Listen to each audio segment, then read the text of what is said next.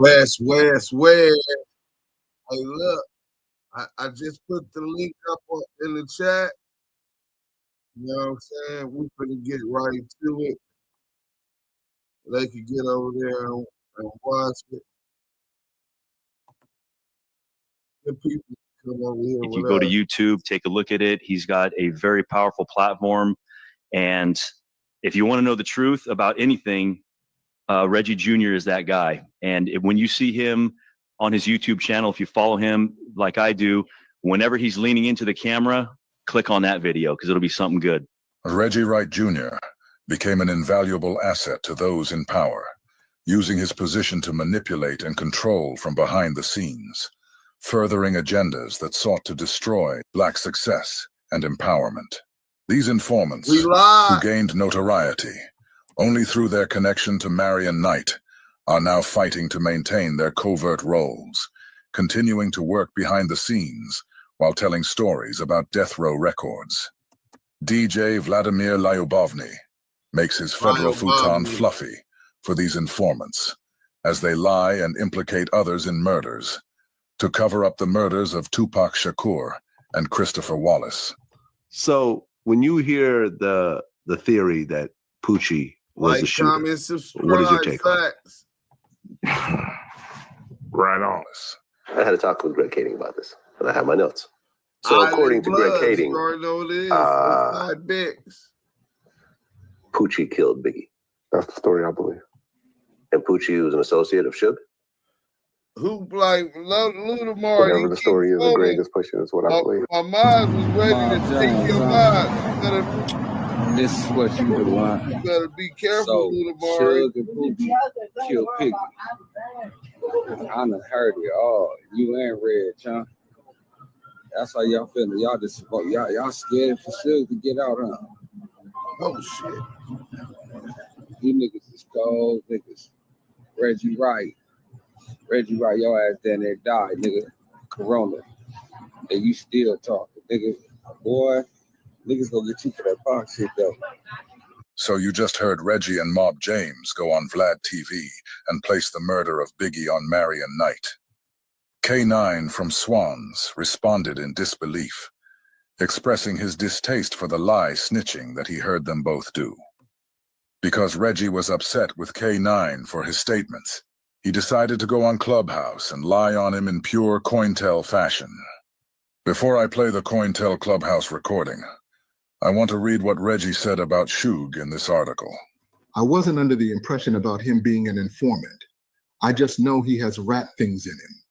The two things that come to mind when I hear Lloyd speak on those issues is that I know he did do this or can do this. The one thing is when he was doing his time in jail for the probation violation on the state side, he knew he had a 6 months tail on the federal side. And he actually reached out to the U.S. attorney that was handling the matter for his 6 month probation violation and said, y'all been trying to get me to cooperate on David Kenner. I'm willing to do that now because I don't want to go 6 months. I'm ready to get out of here. He had me call the U.S. attorney. I did. The U.S. attorney advised me that I can't talk to you, Reggie. You're not his attorney of record. I would have to hear from his attorney, which at the time, the attorney handling the federal matter was David Chesnoff out of Las Vegas. So I called David Chesnoff and told him Suge wanted to do the 6 months and cooperate against David Kenner. David Chesnoff told me, I represent tough guys from the mafia.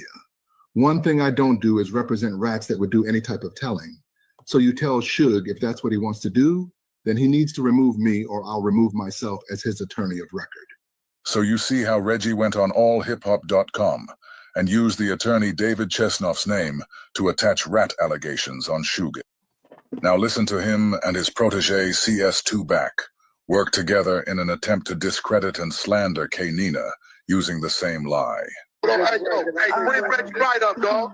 Bring Reggie Wright. He gonna expose the nigga K9's a rat, dog. Reggie Wright is a nigga that ran death row, cut all the checks, all the attorneys.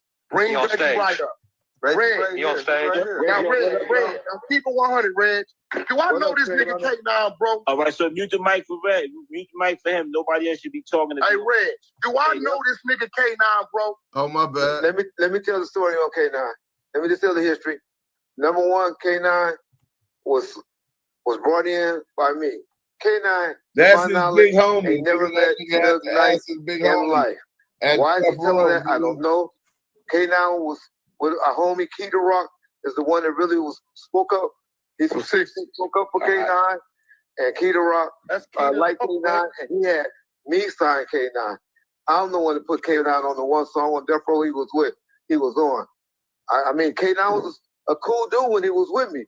He just lately been kind of, mouthing off. Red, do I know this nigga, Red? You know what I know this nigga. Hey, only time that I ever know Wack and K9 be around was when we had a little incident at the Klein Museums in Santa Monica when Wack and he was with my clique or just one of the niggas in the entourage? Exactly. He was him, but K9 was with us, and it was a bunch of dudes from 2Ps, of course the mob dudes and all that. K9 was with us, and one of his big homeboys. So why this nigga keep insinuating that I know this nigga, Red? We didn't talk to them little niggas, bro.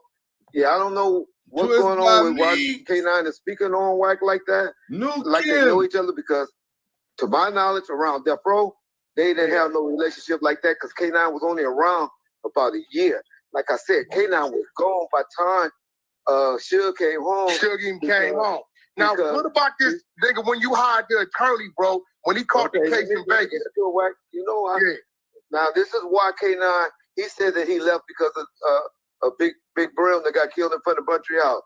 That ain't why K9 left. K9 was going prior to that. K9 left because he caught a case or had a case. Suge wanted to look out, told me to hire an attorney, the big-time powerful attorney named David Chesnoff from Vegas. That's the nigga represent the mob. I know that nigga. He one of the best attorneys ever. Y'all look up David Chesnoff in Vegas. Anybody from Nevada, Vegas know who he is. We sent him down there to represent, to talk to K9. Was going to pay for him to represent K9. We put some money. Well, of course, we had David on retainer. He came back and called me. He said, Reggie, he said, I know that's one of y'all artists, but I'm a mafia attorney. And one thing I can't ever in life represent is a fucking rat. And he said, that dude is trying to be an informant, and I can't represent him. I don't care how much money y'all give me. That's when I went back and reported that to Suge, and Suge told me, man, what you got me involved with? Get away from that nigga. According to Reggie, David Chesnoff initially refused to represent Suge due to allegations of him being an informant. More recently, Reggie states that Chesnoff has also declined to represent K9 for the same reason. If someone doesn't conform to Reggie's desired narrative, they're targeted with false accusations and attempts to ruin their reputation. A clear example of COINTELPRO's strategy in action. While Knight sits incarcerated, these same informants use their platforms to slander and defame others, accusing them of being snitches, when in reality, they are the very ones who have betrayed their own. If you believe all that, and if you believe all of this, and you believe I was involved in I didn't say that. I didn't say that. I didn't say that you were involved. I didn't say you were not involved. Okay. I said, but if you do believe that, let me just ask you this. Sure, go ahead. Go ahead, Reg. Why didn't you ever come knocking on my door and talk to me? You saw the 302s on me before. You saw the 302s on me before. You saw the 302s on me before. There's an FBI 302, a 5-page memo. Tell everybody what a 302 is. 302 is a memo memorializing a meeting. Here's what I can tell you. Why would he even meet with them in the first place? Because he was trying to cut a deal, which is the point John is trying to make. He called anybody and everybody a rat. He was trying to do the exact same thing. Reggie went on the Bloody Bunch clubhouse room and admitted that he was the one uploading pictures on Marion Knight's Twitter account. They made that. Reggie, you have information that only you. Reggie, do you run that Twitter though? Do you run that Suge Knight Twitter? Not currently, but I had authority to do it. Oh, so you did run it? Yeah. But he had a lot of content. Hold on, let's get back to the question. God the Kings asked you about why Wack and Suge went at it. Wack has content all over the internet going crazy on Wack about something on Twitter when you was in control of it. But I'm going back on you. Yeah. But that ain't what started their beef. They were already going at it. So you agreeing that you did was that to turn it up? No. I just said I didn't have to turn it up. The only thing was put on there was content. Yeah. Hold on.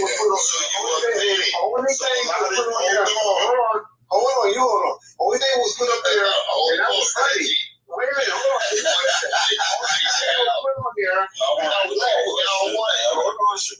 The only thing that was put up there about Wack was him acting like he was cleaning the table at in Adam 22. That was the only thing that was ever put on that Twitter about Wack. I'm one of the pictures he posted. Had Marion Knight, Tupac, and Trey Lane from Mob Piru. In the caption, Reggie writes that this little guy is responsible for Tupac's demise. Now Reggie posted this to poke at Trey, and to make people think that Suge was blaming Trey for Pac's death. Reggie was trying to show Trey that he could make people begin to blame him for the murder. Listen to what Reggie says to Trey right here. And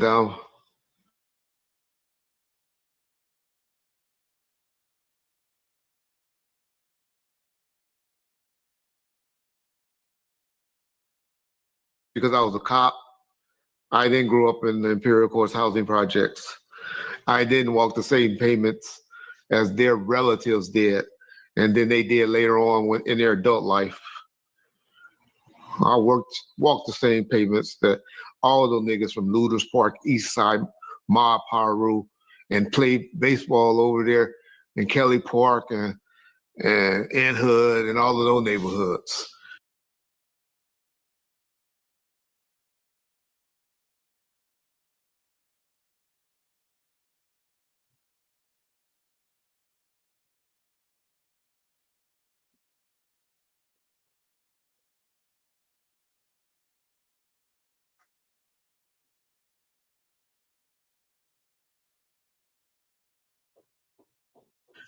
I even went on the Wilson Park side, the west side, and played at Gonzales Park. But some nigga that want to play with me, and I'm going to send him a little warning. Matter of fact, I'm going to show the picture. I remember I told y'all. What up, Megan Davis? What up? That all of this Death Row Southside Mob Piru bullshit. A lot of people lost their lives. I'm not gonna say Tupac. I'm not like Suge, what's been putting up on his Twitter. I'm not like Suge, what's been putting up on his Twitter. I'm not like Suge, what's been putting up on his Twitter. Do you guys see what he's doing? He's the one responsible for posting the picture on Suge's Twitter. Then he gets on his show and says he's not like Suge, to blame Trey for Tupac's murder and post it on Twitter. I hope you guys can see what this informant just did. I'm not going to say that because it make it seem like he was involved with the murder. Hawk, salute. He wasn't involved with the murder. So Reggie just let you know that he knew exactly what he was doing when he made that post. He said it makes it look like he was involved with the murder. Then he said, nah, he wasn't involved with the murder. So he tapped at Trey with the post.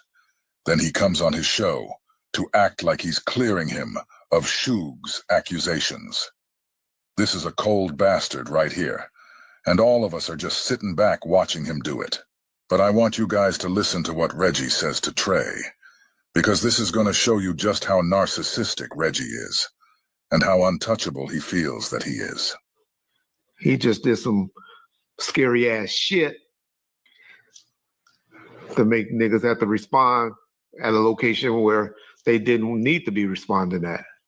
Stories gonna start being told. You keep texting my co-workers with your bullshit when you drunk, high off of ecstasies or something, and then want to wake up in the morning, oh, Your little homie just tripping. He just, no, nigga. Don't tap at me and then try to backtrack it with the ha ha ha. Nigga, fuck you.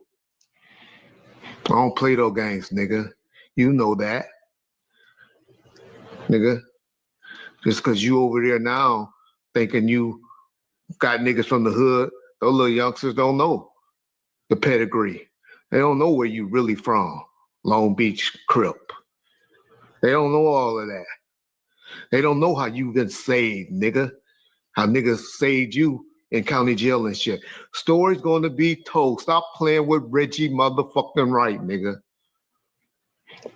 It's gonna be some stories. I'm going to get y'all that interview y'all been wanting. Cause trust me, he gonna be calling Vlad or John or somebody offering to do the interview for free. Nigga, say one more word, mention my name one more time to people that I work with. Meaning John. Fuck it, I ain't gonna sugarcoat it.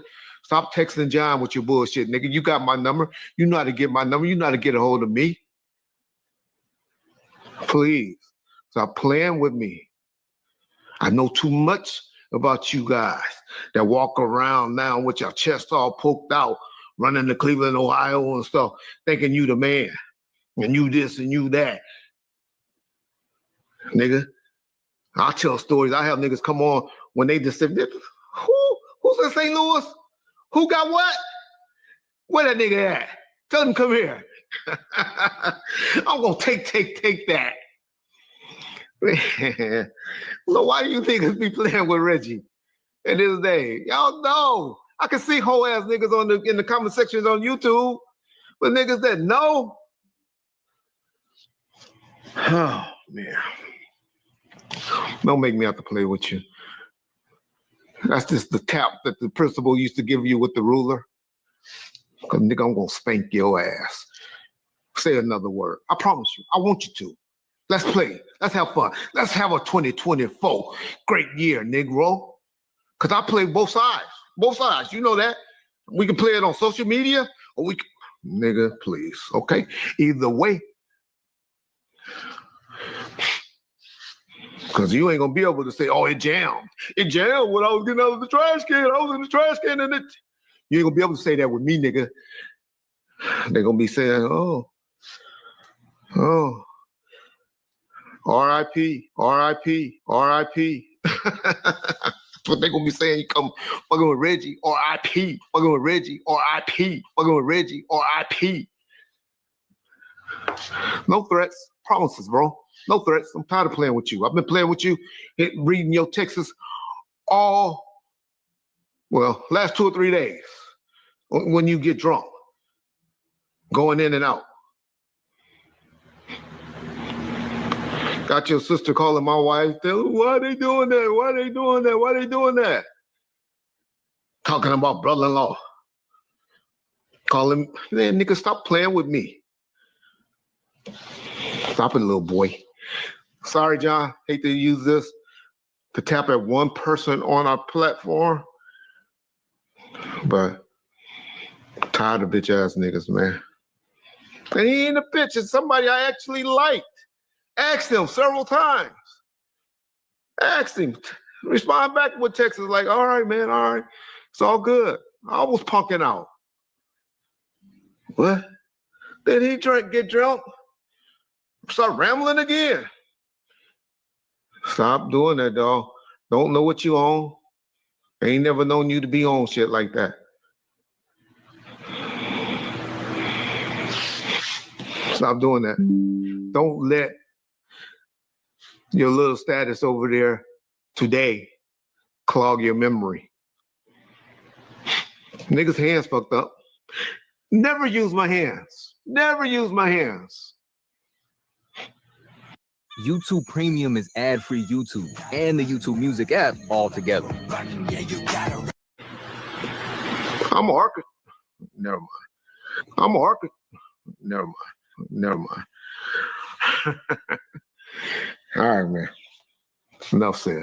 So Reggie just said his hands were messed up, but it didn't matter because he never used his hands. Then he went on to say he was a orca, but he stopped himself before finishing the word. What do you guys think he was gonna say? He was an orca, what?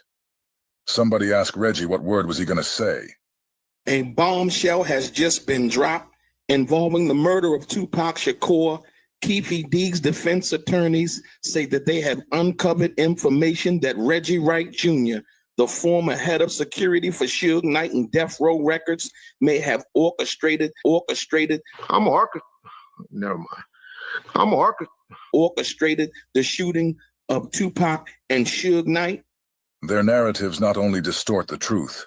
Watch how Reggie sits on Vlad's fluffy federal futon and lies on Russell Poole. Well, Ice-T said it's dry snitching or something like that when I said that I believe the story of what Murder Rap put in their investigation for Murder Rap, the Greg Kading's theory. I don't believe what Randall Sullivan is pushing or the Russell Poole or anything like that. So Reggie just said he doesn't believe Russell Poole's theory. Russell Poole said Reggie was the orchestrator of both hits. Listen to how Reggie completely rewrites history, sitting in front of Vlad the Vulture. That's why I throw jabs at Russell Poole. Ultimately, at the end, he got it right. He got it right at the end. Which was? But who he believes was responsible for the shooting of Biggie. And he thought it was who? I don't know. You know. Poochie? Poochie. Yeah. No. Sure. Exactly. So now Reggie is saying that he does agrees with Russell Poole, because in the end, Russell Poole got the story correct.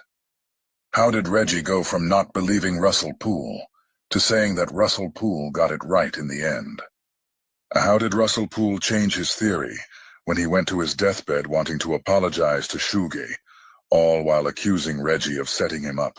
Man, I've been following with great interest. You know, Russell Poole wanted to apologize to you.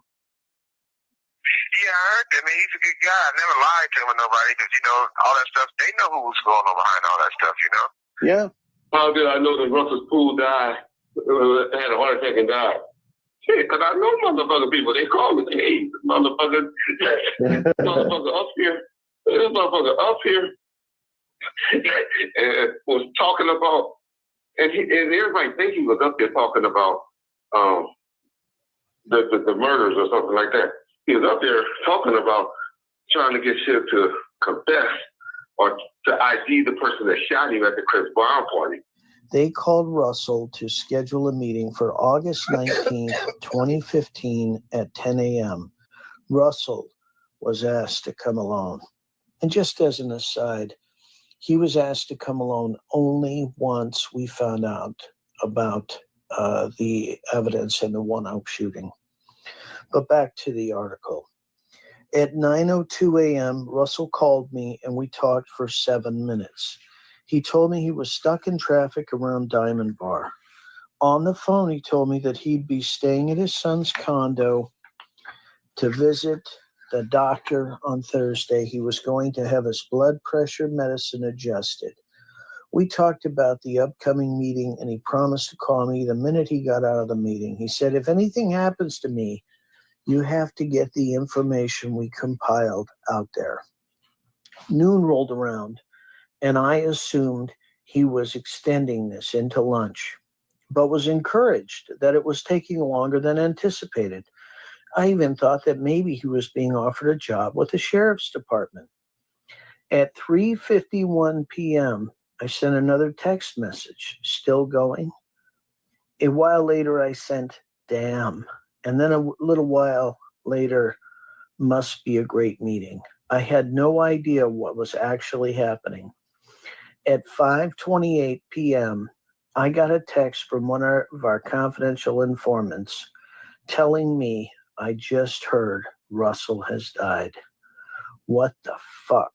I went on to Google and saw the news and that it had been posted 24 minutes earlier. I was devastated.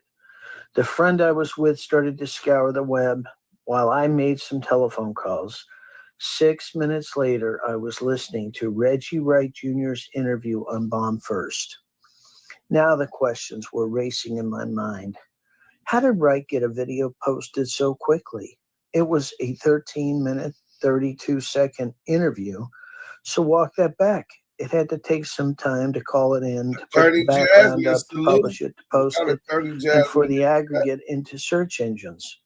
For a time, it was appearing in the first couple listings on Google. We clicked on the video to listen to it a second time, and the video had all of a sudden become private and couldn't be played. Did Wright know Poole wasn't going to be walking out of the sheriff's office alive? It all certainly seemed fishy. Let's hit that like button. That's the only case the sheriff was handling. We usually got way more population. We got 2 lives going, the live here, and then we live over here. And cooperate with this, and let's let him go. And so, of course, if I'm in jail and they come to me and say, hey, if you when you got shot at a club, and if you confess to, or be the eyewitness on the person who shot you and tell who it is, and we let you out. Hey, go see what you can do. Yeah. I'll tell the nigga that shot me. If that's gonna get me out with this bullshit, go see what you can do. Yeah. And then the motherfucker go up there and just because they questioning him and asking him, well, how you know that? Like, because he's so hyper and he gets so mad. This motherfucker goes and goes and have a heart attack. So now, then these motherfuckers, they stupid motherfuckers up there pushing. That they shot him. Somebody shot him with a heart attack gun, and that's how he died. Yeah. I mean, this is the type of shit that's out there.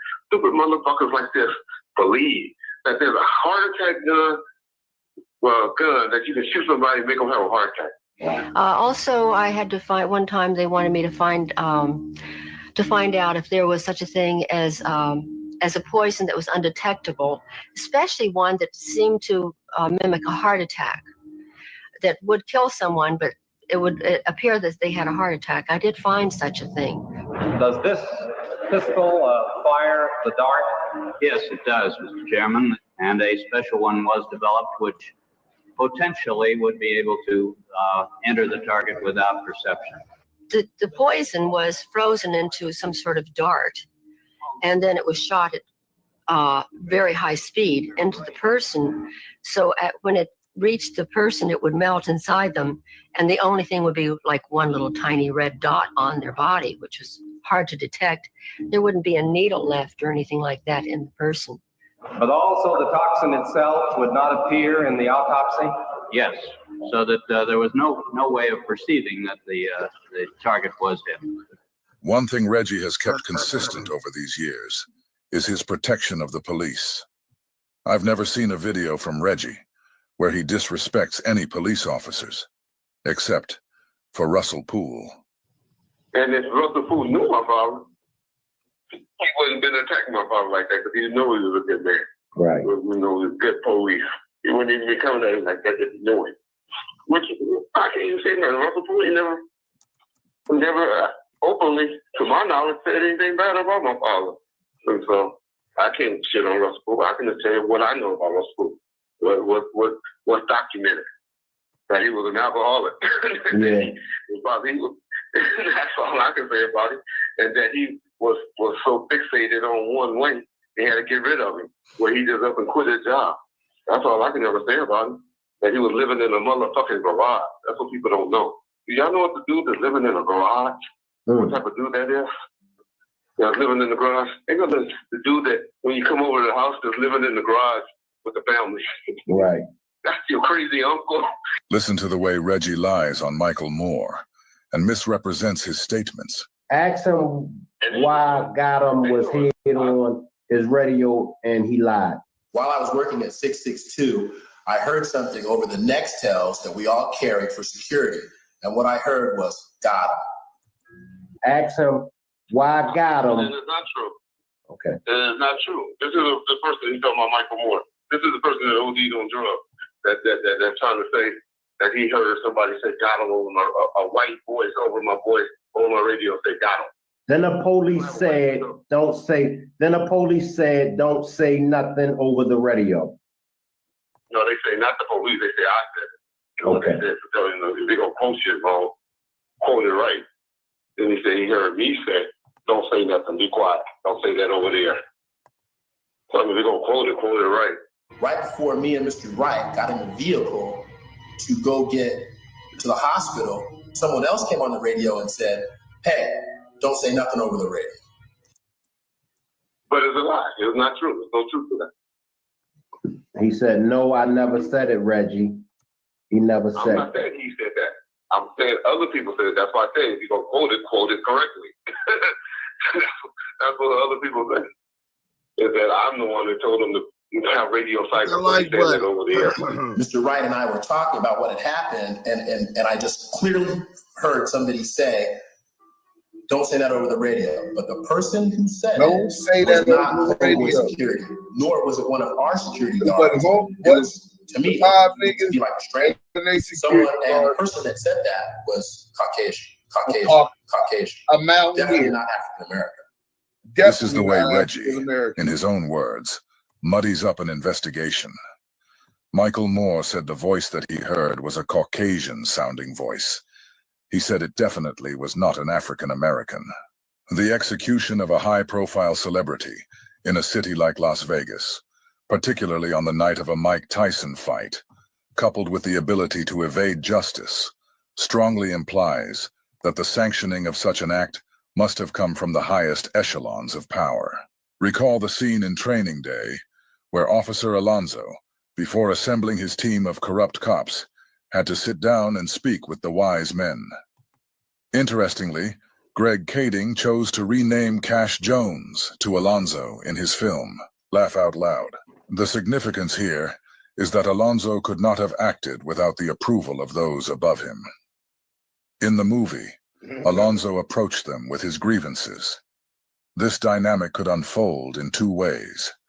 Either Alonzo can go to the wise men with his requests, or they can call upon Alonzo and request his services for some other task. When you look at the second goal of the counterintelligence program, it says they want to prevent the rise of a messiah.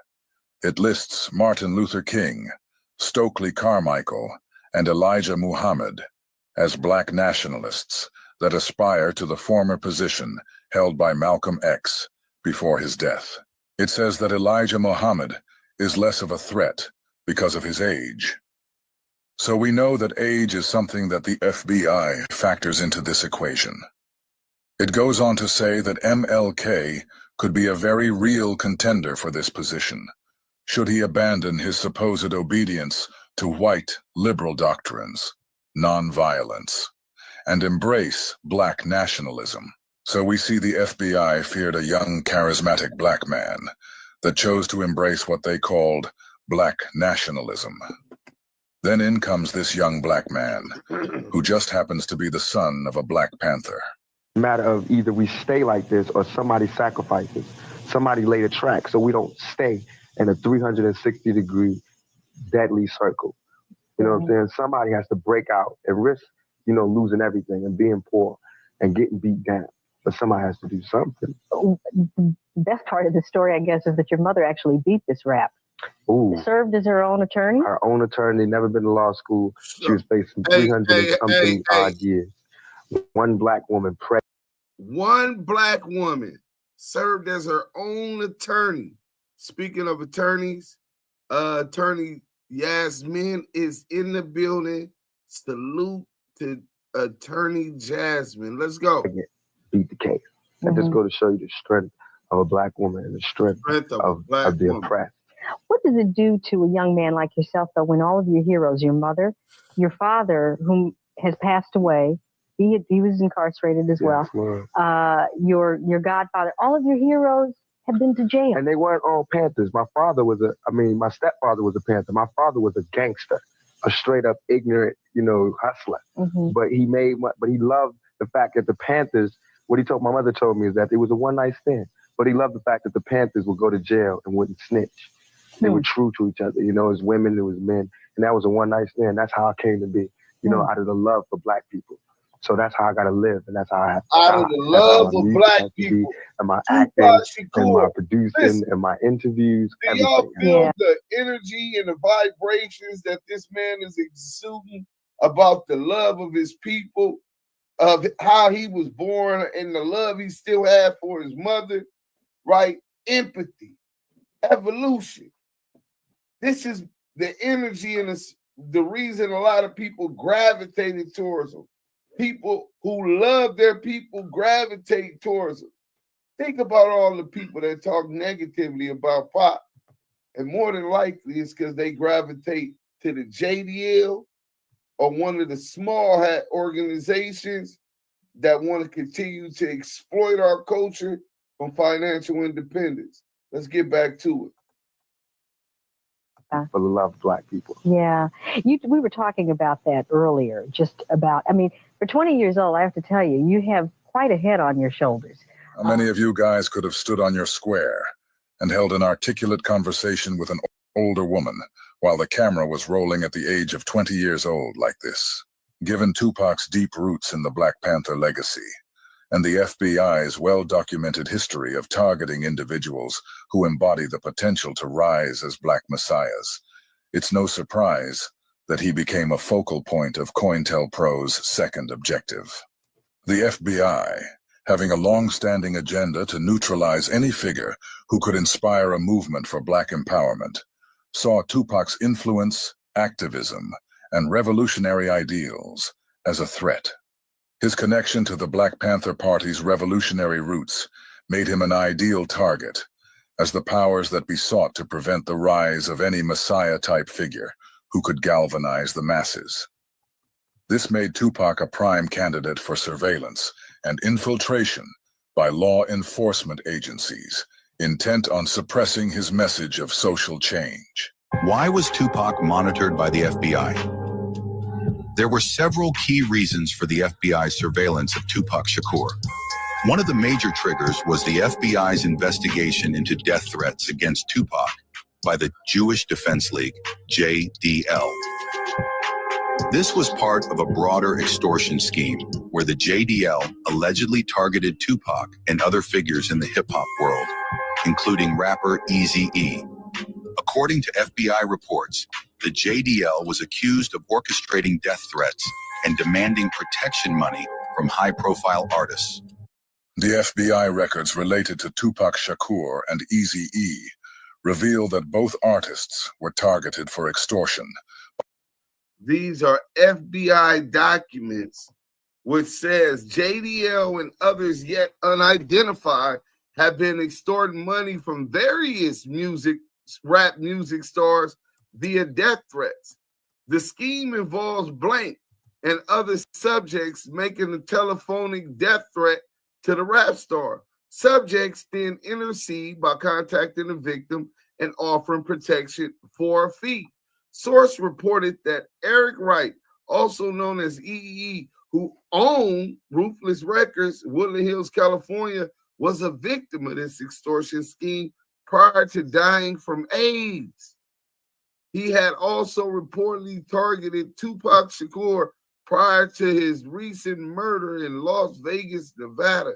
This right here, if they threatening you with physical, some niggas like me we went to war for less. You ain't getting shit, right? So they not finna come to South Central with no shit like that. So what they'll do is some sneaky shit, probably try to sick a bitch up under me, whatever your weakness is. They move just like the feds. They gather intel on you, right? Serve you some bad dope. But let's go. By members of the Jewish Defense League, though federal authorities did little to intervene. Among the complications surrounding Eazy-E's estate was a lawsuit filed on March 27, 1995, by Mike Klein, after Eazy's tragic death from the AIDS virus, which he had mysteriously contracted. Mike Klein sought to capitalize on the situation by attempting to steal control of Ruthless Records from Eazy's family. Klein was a former Israeli soldier who had previously worked as a security guard for Ruthless Records. He was hired by Jerry Heller to protect him from Suge Knight. Mike Klein created a record company named Comptown Records and filed a lawsuit on March 27, 1995, claiming part ownership of Ruthless Records. His attempt to seize the company in the wake of Eazy's death highlighted the lengths some were willing to go to take advantage of the turmoil surrounding the estate.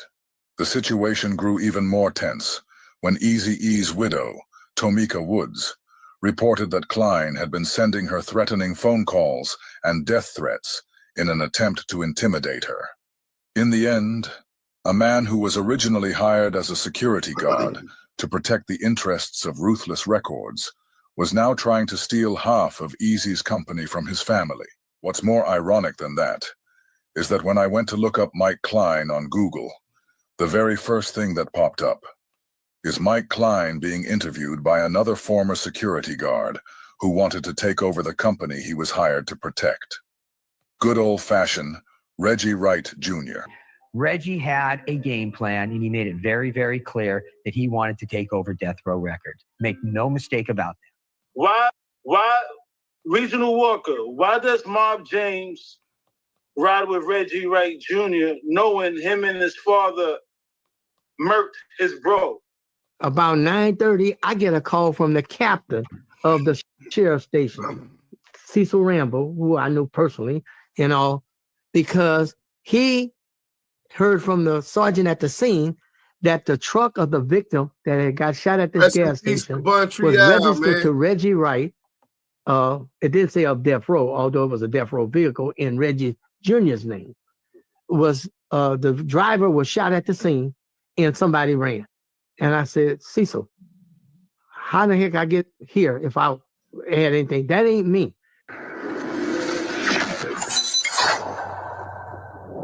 Bob James' brother Buntry gets killed. Yeah, you said it happened in a car that you... I was the registered owner of. You were the owner of that car? Yes. What was the situation over there? Because he said,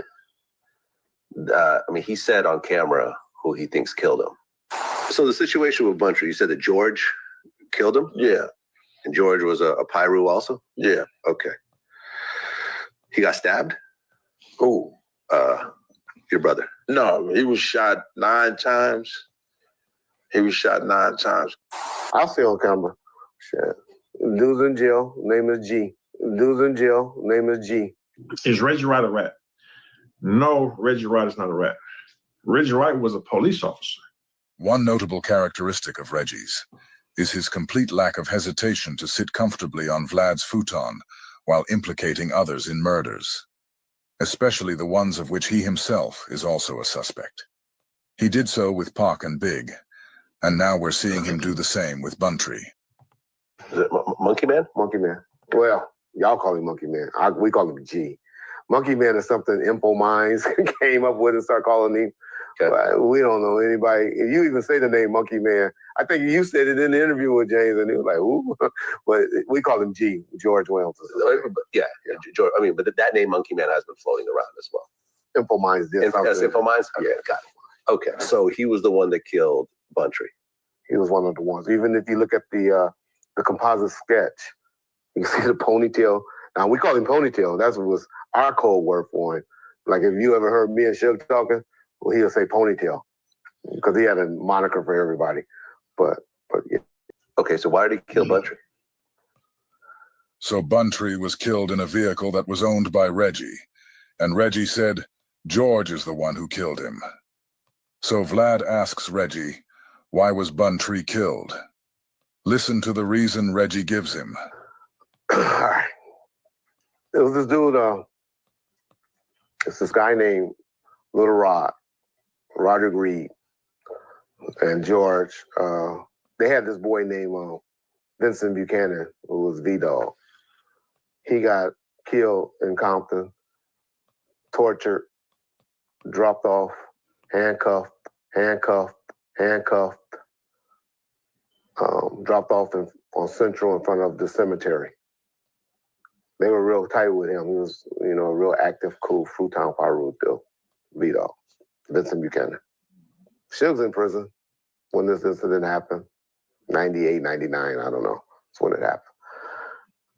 Now word is, police kidnapped him. Police Hit kidnapped that like him. button if you Police just coming into this live. If you just guys wear police jackets and stuff like that. He's handcuffed. So who's number one suspect when you hear police like that, in Compton? Handcuffed. Reggie Jr. Reggie Jr. Reggie Jr. Reggie claims that Buntry was killed because a man named Vincent Buchanan from Fruittown, Peru, was kidnapped by men wearing police jackets. When his lifeless body was found near the Compton Cemetery, it was clear he had been tortured and murdered while handcuffed. Reggie explained that since witnesses reported seeing men dressed like police officers involved in his abduction, and because Buchanan was found handcuffed, everyone assumed he was responsible for the crime. Remember, Reggie is explaining to Vlad why Buntry got killed. And in his explanation, Reggie references a separate murder in which he's just admitted he was also a suspect in. Who run and work with Reggie Jr., and all of that? Suge Knight. Who's the closest person to both of them that's allegedly watching the tape and has a videotape of it? Buntry. This is exactly why I call him Reggie the Rumor Wright. Wherever the Wrights go, a rumor always seems to follow.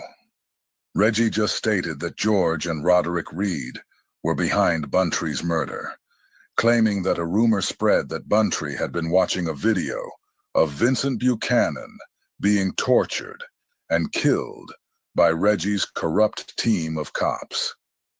According to Reggie, George and Rod Reed wanted to take out Marion Knight and Buntry, seeing them as the closest people to him.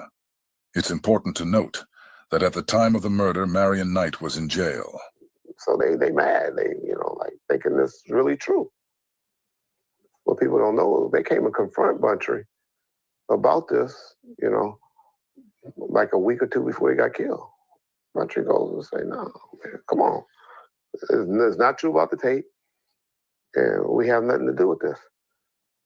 A little bit prior to that, they killed a dude that's one of the dudes that actually did it. One of the dudes that actually did it. His name is David Brim. So Brim Dave was murdered in front of Buntry's house a few weeks before Buntry himself was murdered. Reggie just said that Brim Dave was actually the one responsible for the murder of Vincent Buchanan. But he says that George and Rod Reed are responsible for the death of Brim Dave. If Reggie is a suspect in a homicide, he has no problem publicly placing those homicides on somebody else. This same whole shit right here, like the nigga they say, Dave, nigga, that was the homie, nigga, Brim Dave, nigga. You know what I'm saying? Blood from 5-4 Brims, but he from S Gang too, though. He used to run with my homies tough. And for the record, nigga, I stopped coming around Death Row because of this bullshit right here. I knew niggas was hoes, though. And when the homie got killed, I knew it was gonna be consequences. Now, this is why K9, he said that he left because of a big kill in front of Buntry House. That ain't why K9 left. K9 was going prior to that. K9 left because he caught a case or had a case. Suge wanted to look out, told me to hire an attorney, the big-time powerful attorney named David Chesnoff from Vegas. Now you understand why Reggie went on Clubhouse and tried to destroy K9's credibility. In front of Buntry House. That was a message. They followed him over there, shot his girlfriend. She still don't have an arm from that. I killed him in front of Buntry House, sending a message. Then they come and talk to Buntry. He denies it and all of that. And they call me. Say,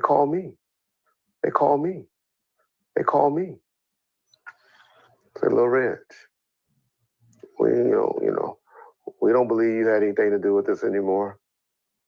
But we want to know where Suge live. We want to get him. We give you $50,000. So now, according to Reggie, Rod Reed and George called him and told him that they don't believe he was involved anymore. Instead, all the blame falls on Marion Knight. Everybody believed that Reggie did it because men in police jackets kidnapped Vincent, and he was found tortured and handcuffed. Some kind of way. They stopped believing that Reggie had anything to do with it, and instead blamed Marion, even though he was incarcerated at the time. See if we can get this together, man. What are y'all talking about? Are you still a cop at this point? No. Okay, you've already, you're gone at this point. 99, 2000, something. Okay. Like that. I'm like, what are y'all talking about? But you're still connected to law enforcement. Yeah. I mean, you're telling an ex-cop, but you're still connected to law enforcement. Yeah. I mean, you're telling an ex-cop. Even Vlad is skeptical of Reggie's story. He doesn't believe for a second that men who were convinced Reggie and his group of corrupt cops were responsible for their friend's murder would then reach out to him, offering $50,000 to facilitate the execution of another man they wanted dead. All of this, right? That they want you to join into a murder, basically. Actually, like, nigga, I'm not mad at that nigga like that. We against each other. This is like 2002, 2000. So Reggie just admitted that at the time of Buntry's murder, him and Marion were not on good terms. He just said they were against each other. If Reggie was against Marion, then Reggie was also against Buntry, being that Buntry was Marion's right-hand man. What most people don't know is that Buntry was murdered one day after him, and Marion Knight attempted to obtain counsel from the Baker law firm. Yes, sir. What's up with the lawyer Teresa Bingham, and why you didn't like her? Harry Bingham. She's just a dumb white crackhead. She wasn't that good of an attorney, that's all. She's just a civil, she's a entertainment attorney, but she wasn't a good. Her name was Terry Bingham, though. Terry Bingham. So you don't got no Hey, put it this way. This is how bad she was. She came in death row. Ask Suge Knight about it. When he talk about it one day, y'all gonna say y'all heard it first. This is a bitch that used to walk around shitting on herself. She's the attorney. This is the attorney. Let me just tell you. She was fucking Suge. She was fucking Timmy Rue, right? Living with Timmy Rue. He had her come up there and visit his cellie, and they got caught fucking in the visitor room in Mule Creek. There's some content for you. I'm just trying to show you. So that's why I don't like Terry Bingham. No, that ain't why he don't like Terry Bingham. You want to know why he really don't like Terry Bingham? We finna get to it right. In November, the Los Angeles Sheriff's Department conducted raids. Since he mentioned Terry Bingham, we're going to go to the content on Terry Bingham. Oh, they'll love this one. So, yeah, you hear why? Broad goes fuck one of the homies up in the pen and get caught. She's shitting on herself. Maybe he fucked the bitch in the ass. Who knows, right? But you would think that you'd be like, well, I like her. At least she was down for the homies, etc., right? She's the lawyer. But no, there's another reason. There's a real good reason why he doesn't like Teresa Bingham. So we're going to go ahead and play this exclusive. I told y'all, go ahead and join my Patreon. I got to put some more exclusive shit up there for my Patreon, man. Let's go. Well, I told you we interviewed before. Now, my bad. We'll start from the beginning. Yeah. Yes, Miss Bingham. Hey, can I get your name? Because I didn't even get your name. I mean, who are you talking to? Huh? We talking to Duke Sims. Who? Like Eminem, 2 M's, but Duke Sims. Okay, like two what? M's. 2 M's? Yeah. 2 M's. I'm talking to 2 M's.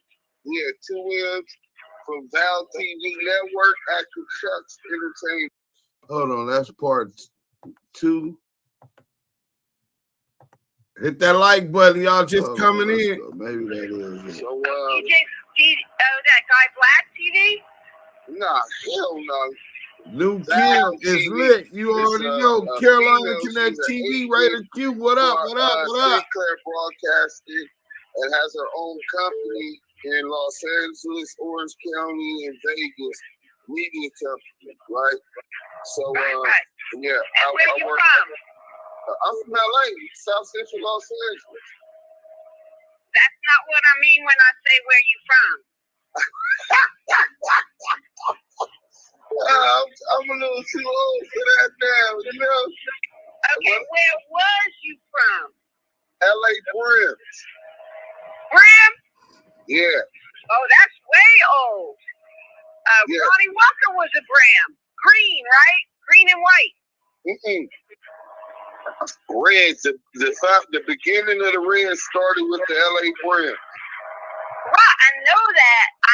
But in the old days, they were green before they turned to red.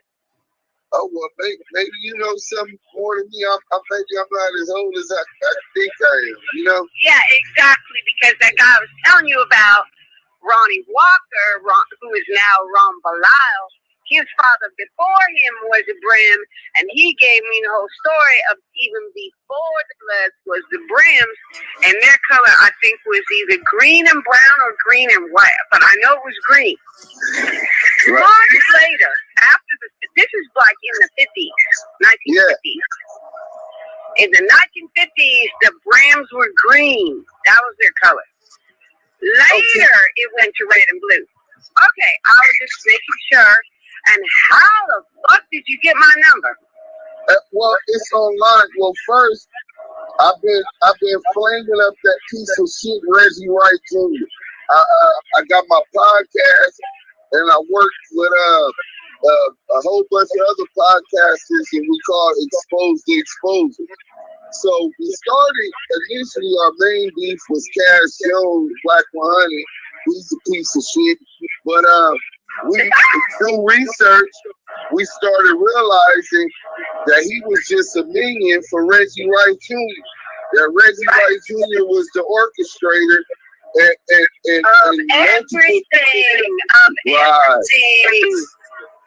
Right. But how the hell did you find that out? Because first of all, this number ain't nowhere. No, it's online. Look, if you go right now to the State Board, California. Oh yeah, it is there. But how did you know? But nobody knows I work for Suge. Well, I told you a long time ago. We interviewed. Well, we didn't interview. I just recorded his bitch ass, Reggie Wright, because he's trying to push a narrative that Suge was beefing with Buntry at the time of Buntry dying, and hold on, before we get to this good part, so we on the live premiere. So right now we on the live reacting to it. On the premiere, we got Attorney Yasmin. And Attorney Yasmin said, just learned about you due to being defamed on your video yesterday. About you, and two, tell me something that would make me laugh. All right, something about me. Let me see. I was a dancer. This gangsta ass nigga used to be a tagger and dancer. You know what I'm saying? Before I went full-fledged with the gang banging. And I did approximately most of my life in prison or institutions, from McLaren Hall and group homes. I went to the system young. Went through psychological and physical abuse in the household. They took me in the Child Protective Services. From there, I started running away from those places to the streets. It wasn't long before I got into the LA Brams, Fruittown Brams to be exact, 37 Drive, and you know what comes with that. A lot of jail time, youth authorities, 6 years, 10 years federal prison, mostly USP, a whole nother story. And then 8 years in California state prison. Now, something that'll make you laugh. I think that I'm more square than any other gangster I ever met. You know what I'm saying? I'm like a geek, you know what I'm saying, at heart. It just never panned out. Let's go. So, but thanks, Jasmine, Attorney Jasmine Mines, $49.99 super chat. Salute to Jasmine Mines for the $49.99 super chat. Let's go. Hit that like button, man. We get back to the content. Yeah. Oh, hell no. Right. No.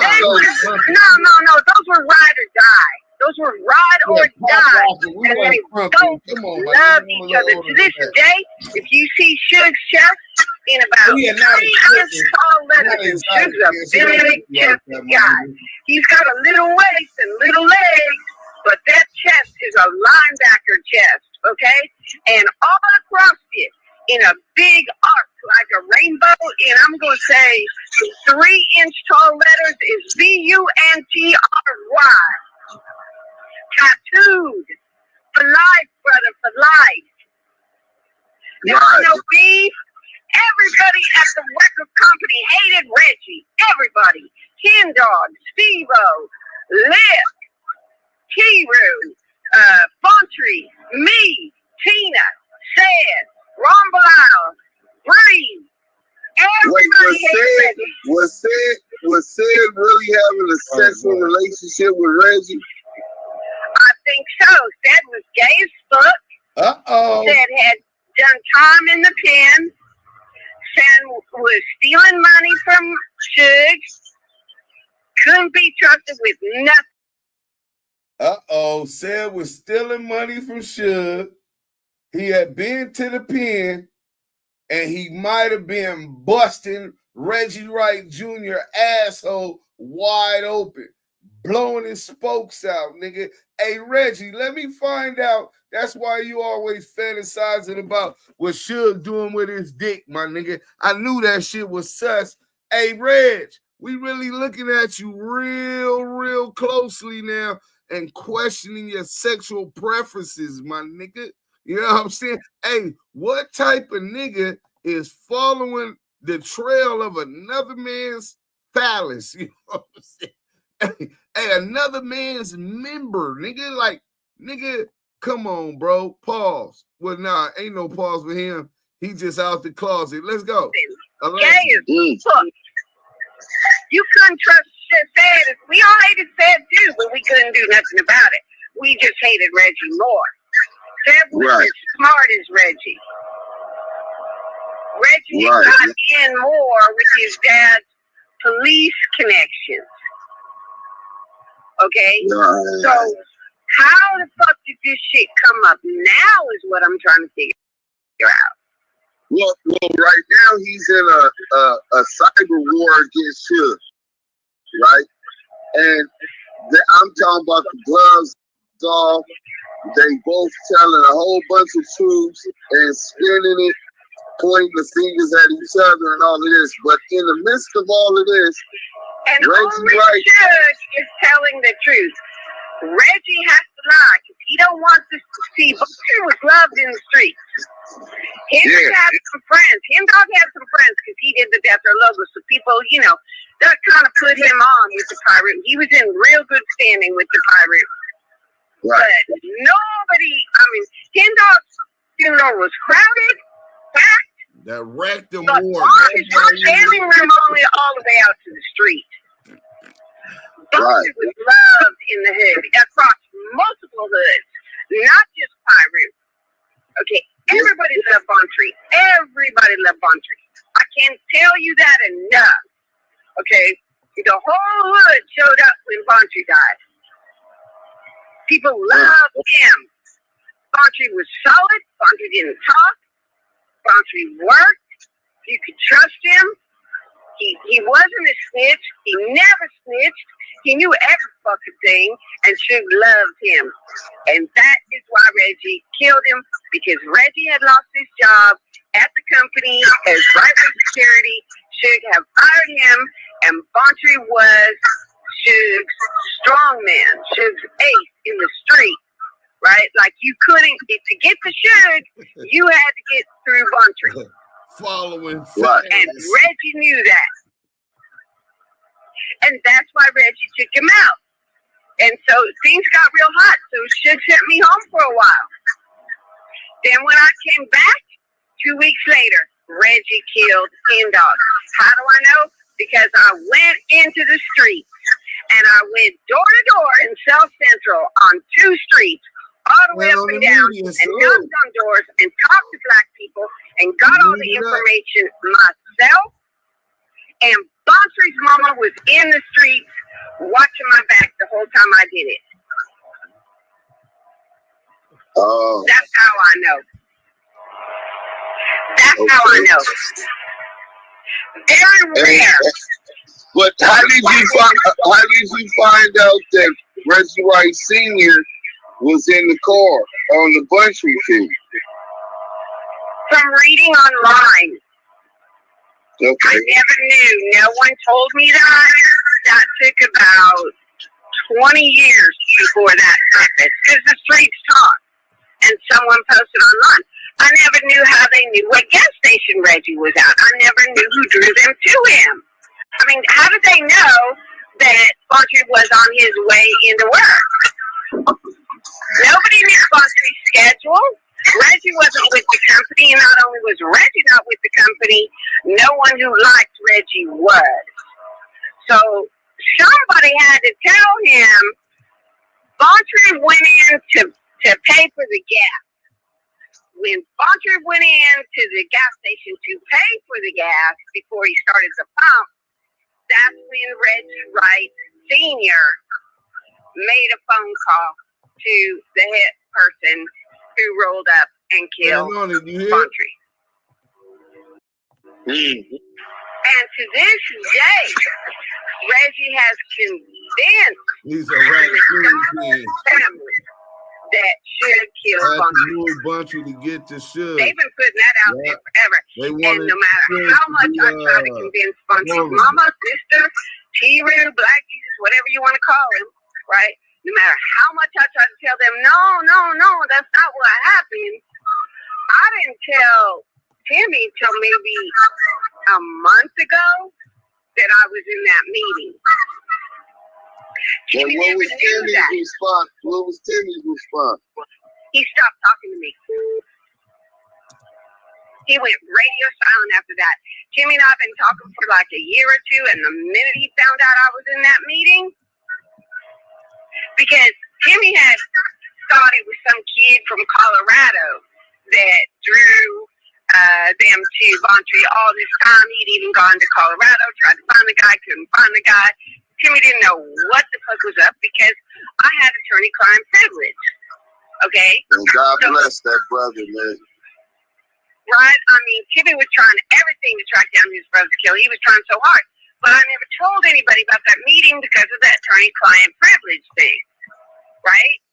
Because I'm not supposed to, right? I'm not supposed to talk about that. I knew where Suge and I was, but that is a attorney-client privilege meeting. I was Suge's lawyer, and I was there under attorney-client privilege, and Suge was paying me.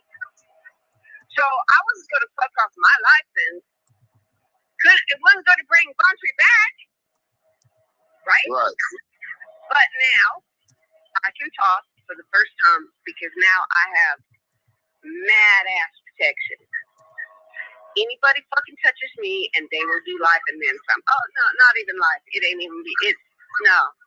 Anybody even blinks an eyelash at me, we won't know where they are. They will just fucking disappear. And I don't know how, and I don't know nothing. Okay, so now I can. Right. But so look, Teresa. Once he tried to point the finger at Suge, we know he's lying, right? So we're like, we know you're behind all of this shit. You're fucking lying. So we go online researching, and we found a note that Suge and Buntry were together before Buntry got killed, having a meeting with you.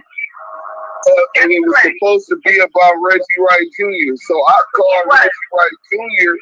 and I said, you piece of shit, you trying to point the finger at Suge as if he had a motive to kill Buntry, and because he's trying to hide your own track. Buntry, if they did have a problem, and Suge actually worked their shit out.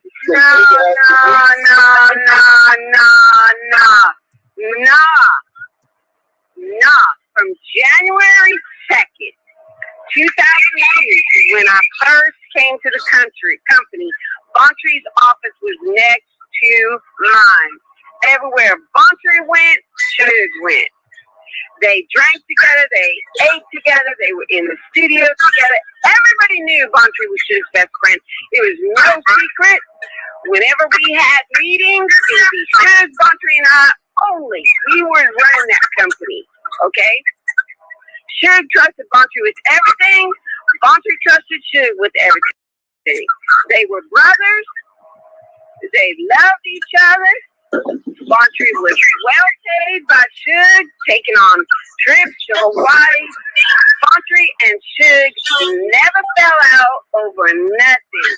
Who fell out was Reggie Wright, because he stole from Suge. He took the building, he took the money, and Buntry and the car. And the car.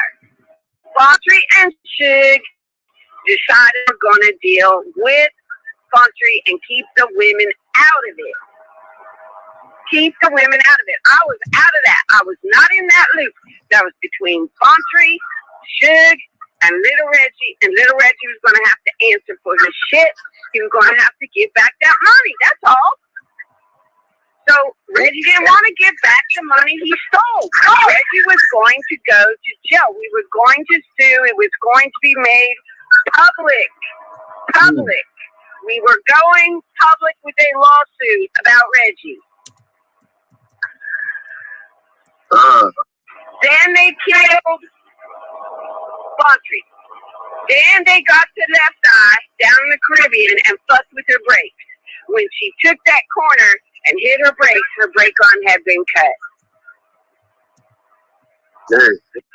Timmy came into my office wanting to see the corner photos of Left Eye because he wanted to know what happened to Left Eye, because Left Eye was fucking Suge.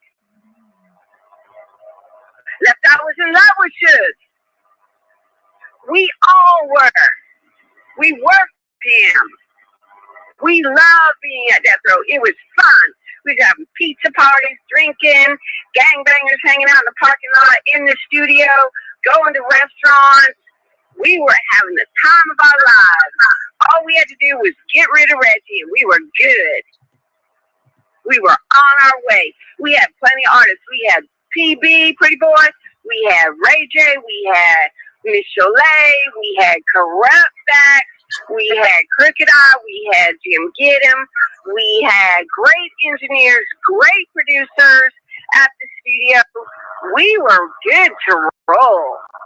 Jermaine Jackson came to the studio. I mean, we were banging. Mia was down there, you know, from Maya, M-Y-A. She was down there. Oh, yeah, Maya. Maya was down there. We were having fun, man. Corrupt was cutting songs. Spider Loaf was down there. Eastwood was down there. Vegas was down there. Suge had a full crew ready to go. Then Reggie started killing people. Buntry turned. Then Left Eye. They got to her. Then they got to him. Then Reggie started unaliving people. Hey Reggie, you might be scared over there too, because Teresa Bingham don't like you either. Let's go. Then they put Suge in jail. Then they put T-Roo in jail. So I was fighting T-Roo's case and Suge's case at the same time between the end of 2002 until February 2003. Suge beat his case, went back to the company, but it was not the same without Buntry. Suge was a broke man. Suge was never the same after they killed Buntry. Never. That took a piece of Suge that Suge will never get back. We loved Buntry. You should have seen how much money he paid for Buntry's funeral. Everybody was there. House was packed. We went. Buntry got in the mausoleum, like the same place like Michael Jackson is. Like, he didn't get buried in no regular grave. No. Buntry got buried in marble, okay? They let off a bunch of white doves at his funeral. Ray J was there. Everybody was there. Limousines. Suge spent about, I don't know, I'd say $250,000 on Buntry's funeral. Okay, that was an expensive funeral, let me tell you. That was no cheap funeral. If you're feuding with someone, you don't spend your last dollars burying them in marble. Marble! Right. Inside the mausoleum. You have to go through the door. Did Reggie bitch ass go to Buntry's funeral? No, Reggie was not invited. He better not show up. He would have been killed if he had showed up. We had guys posted up everywhere. Nobody at the company liked Reggie. Yeah, well, there was an entire article online where you said all of this about the Baker law firm. Baker, Keener, and Nara. Baker, Keener, and Nara. Bob Baker, that's who we met with. The senior partner of that firm. That is exactly. And Bob told me later, he said, man, Buntry died the next day. Bob knew it was connected. Bob is an old guy. He's been around forever. He represented O.J. Simpson in a civil case. Ever. He knew why Buntry. Nasty work. The next day, Buntry was unalive. This the type of foul shit that these gatekeepers got going on. Reggie Wright Jr. So when y'all see Reggie Wright up here, I know y'all might get mixed emotions. Like, why would a real nigga like this be on this nigga? Keep your enemies close, nigga. Our ideologies in total contrast. I understand he working for the enemy. The real enemy. You know what I'm saying? Let's go. Let's get back to this content and finish this out. Salute. Raids on Death Row's Beverly Hills offices and on Knight's homes, including one in Malibu. The raids were part of an investigation into gang killings, including the shooting on April 3rd of Knight's friend, Death Row employee Alton McDonald.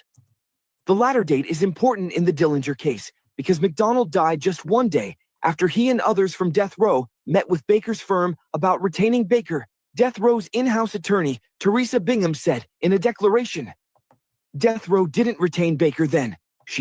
See, Death Row didn't retain Baker then, but they went with him and the other attorney to the Baker firm and talked about how they were going to bring charges against the Compton Sheriff's Department, Reggie Wright Jr.,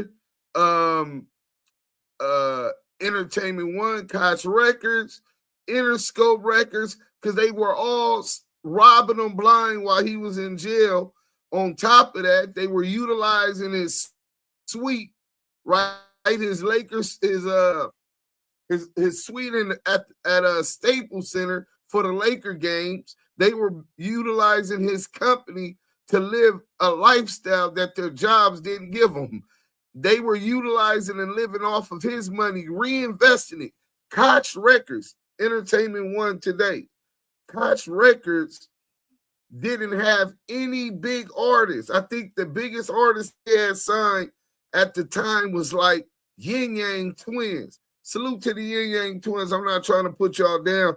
I'm just saying on a global, on a global international level of superstars, right? They were just an independent distribution company, right? But today they're considered a mini major, and it's primarily due to them having an admin deal with Death Row Records on the Tupac catalog, which was millions and millions of dollars that they could utilize as collateral to get loans from intellectual property banks, right? They could say the Tupac thing is worth $100 million. They could get utilized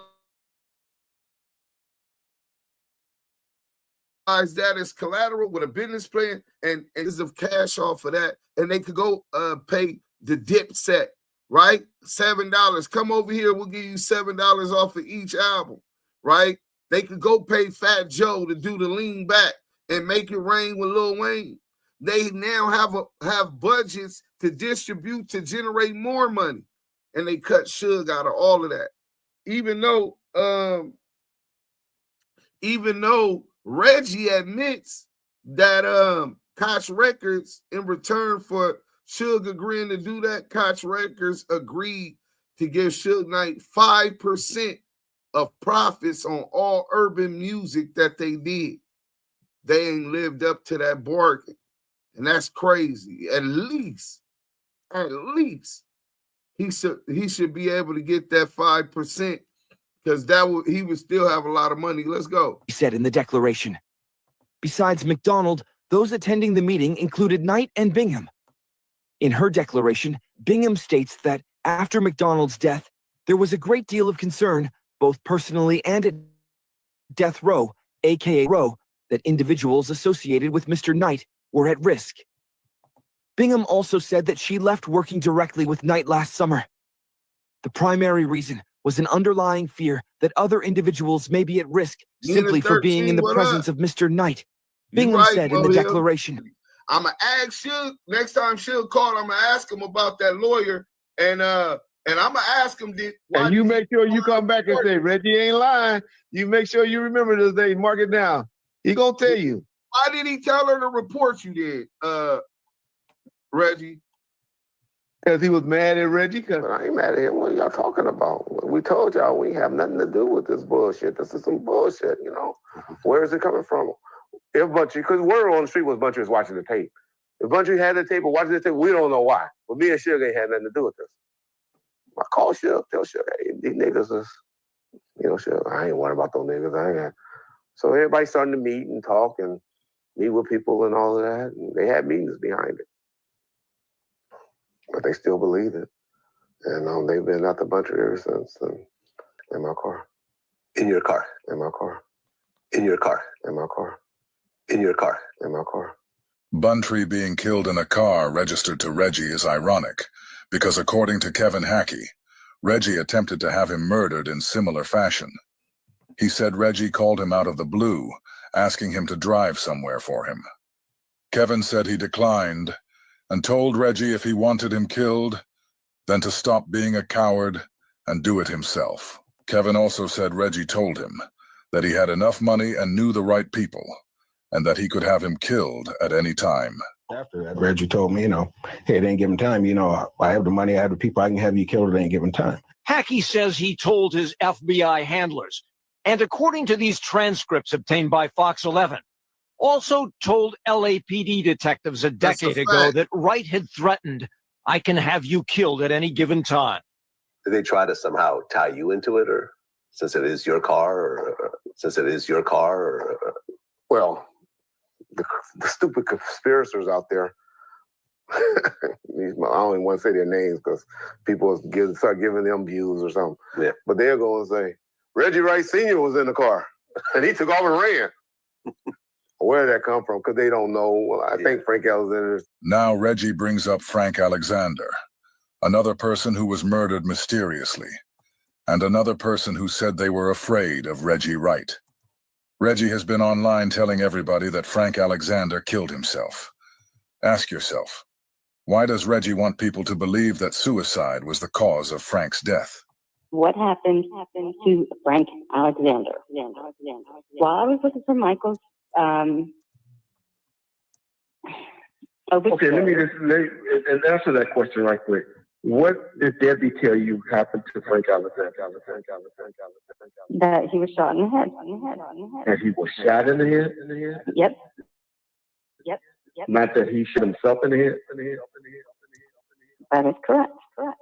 So she said he was shot in the head, not that he shot himself. But you have to understand, this woman's coming to me and talking to me. No, but answer the question. How did she say it? That he was shot in the head? Yes, that's how she said it. That don't make sense. A lot of things don't make sense. I was told that Frank was shot in the back of the head. That's why it's a cold case. It's not closed. Frank was so afraid of Reggie that he began recording all of his phone calls with him. Hey, shout out my partner. If you didn't get lost and not get subpoenaed today, I think you'll be fine. Los Angeles TV, most scandalous. Reggie admitted out of his own mouth that he was sending threats to Frank and his wife after the murder of Tupac Shakur. What about the so-called Frank Alexander tapes, where he recorded phone calls, outgoing and incoming, and people say that on these tapes that you've threatened to kill Frank or something like that? Can you talk about that? No. I mean, they don't know me. Y'all should know how I talk if y'all been listening to me. All I just said, what you gonna do, man? You need to come to court, testify. All I just said, what you gonna do, man? You need to come to court, testify. If you didn't get lost and not get subpoenaed today, I think you'll be fine. Reggie. Reggie didn't tell him he needed to come to court and testify. You just heard him tell Frank if he doesn't get subpoenaed to court, he would be fine. This is how much of a liar he is. Tell the truth. Do what you're supposed to do. All I said that, y'all call is a threat. And that's me being funny, throwing a jab at him. Where you and your little white bunny gonna hide? That's a threat? I said, well, what you think? You and your little white bunny gonna go somewhere and hide or something like that? Or what y'all gonna do? I forget exactly what was said. That's just me talking shit, throwing a jab. How I talk. That's how I talk. That's who I am. All of y'all think y'all know me and know this and know all of this, and y'all know Reggie, and Reggie's a square and a buster and all of that. It's because you don't really know me. This world is corrupt. Y'all know what I perpetrate or put out on that particular day. But you don't really know me. You don't. What you mean? Who? So you don't know what I'm capable of doing or not doing. Not only did Reggie admit to threatening Frank, he also admits that he instructed Frank to lie about the event leading up to Pac's death. All right, can we talk about the situation that landed Suge in jail, which was the videotape of the Orlando and Tupac fight? Before, after that happened, you had always said that your one lie was that you told Frank and you told others to state that Orlando had tried to get Tupac's chain. Can you explain why you wanted that narrative pushed, and what was the reasoning for that? Well, I tell others. I just told Frank. Frank was the only one there with him that was still alive. But people always say, yeah, he had Frank lie and tell the story. The reason for the lie or the reason for the story was to save Tupac from getting violated for a pill bond. But I think at the end of the day, ultimately, Reggie is and will be the fall guy at the end of the day.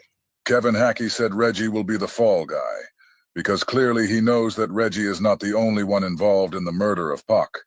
And Kevin Hackey also knows that the orders came from above Reggie. It's just like the lawsuit Marion Knight has against Dr. Dre.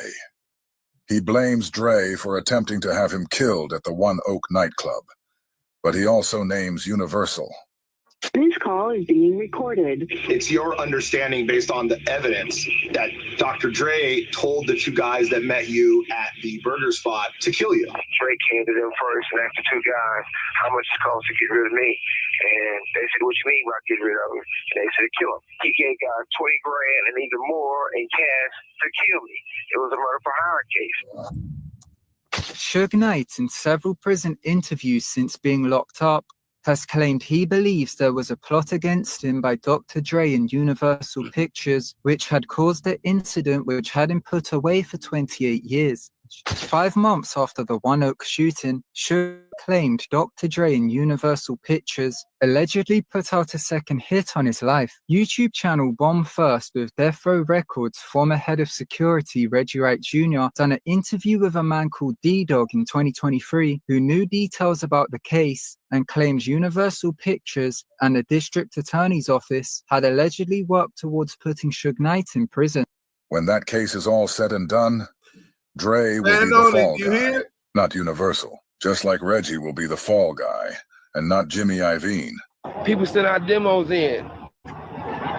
Andre redo the rap. Yeah. That's the song. All right. I took that same get down. So basically, I took it from Eazy and did the same shit. I took it from Eazy and took it to another level. All right. And guess what? Jimmy Iovine sent me to prison and stole it from me. Jimmy Iovine sent me to prison and stole it from me. Jimmy Iovine sent me to prison and stole it from me. Marion said Jimmy Iovine sent him to prison and stole Dr. Dre from him. Jimmy had enough power to put Marion in prison and enough power to get Tupac out of prison. It was Jimmy that gave Marion $1.4 million to bail Tupac out of jail. And he allowed Marion to take all the credit for it. It's for Tupac, who was bailed out of prison in October of 1995 from an appeal by Death Row's criminal defense attorney David Kenner. Artist Delray Richardson showed paperwork on the YouTube channel Art of Dialogue, which showed how Tupac actually signed to Death Row Records and had his Interscope contract updated to a 3-album fulfillment under Death Row. Suge Knight got $1.4 million from Interscope, which was used to bail Tupac out of prison, with him then making music with Death Row Records under the updated contract agreement. The $1.4 million from Interscope came from Tupac's 1994 Me Against the World album, which was distributed by Interscope, meaning Tupac bailed himself out of prison, making it look as if it was Death Row. Now that's something that I want to talk about. So pay attention. Now, a lot of people didn't even know that, because I remember when I was and when Pac was getting out, it was a huge thing, right? This is Pac. Y'all ain't got a Tupac in hip hop. Maybe Kendrick Lamar, like as far as a just on that level of a Kendrick Lamar and Drake, but so much more, right? Because people were emotionally attached to Pac, right? He knew how to tap into your feelings, right? Your emotions, and strike a chord with you. He mastered that. So while most people, it's a million people that can spit cold metaphors, double entendres, all of those different things got verbals, you know what I'm saying? Like corrupt, right? A lot of people could do that. But how many people can make something resonate within your soul, right? Within your emotions. So now you feel an emotional attachment to him.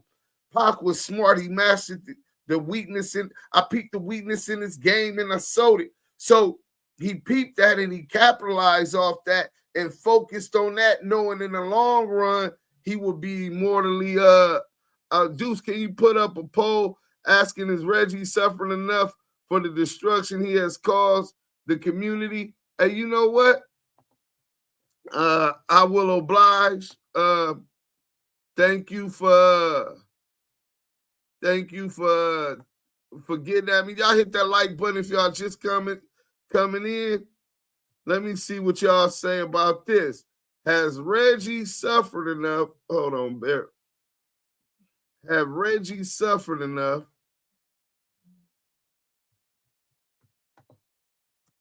Has Reggie Jr. suffered enough for all his destruction? But I hope y'all don't get it twisted. Like, Reggie is the worst of our kind to me. This is just my psychological analysis of who he is. He's the worst Sambo house nigga that there is. And then obviously he raised CS2 back, right? But and put him on in the game. But Reggie is nothing but a pawn to a much powerful entity. Why can't Jimmy go down? Why must the powerful get away with everything? A-rated Q, I'm with you, bro. Jimmy Iovine was thrown one who told Suge he needed to. He was the one that, yeah, y'all just seen. It was just in the video. Let me see. I don't think maybe we didn't play that part yet. Which caused an appeal to be filed by Death Row criminal defense attorney David Kenner, as Interscope was not providing help from not wanting their brand associated with the charge which Tupac was in prison for. Tupac's wife at the time, Keisha Morris, called Suge Knight and asked him to get Tupac signed to Death Row Records to get him out of prison, which led to David Chesnoff filing the appeal and Interscope giving Suge Knight Tupac's own money made from Me Against the World to bail him out, to make it seem as if it was Death Row Records and not Interscope. I remember Jimmy Iovine was so mad at me. Jimmy Iovine, when I started running Death Row Records, used to do things that I know he probably wouldn't even have done for sure. What was it about Reggie that made Jimmy like him so much, that he would do things for him that he wouldn't do for Marion? But he did it to make it happen, to make me look good and to stay in contact with him. We did an article on him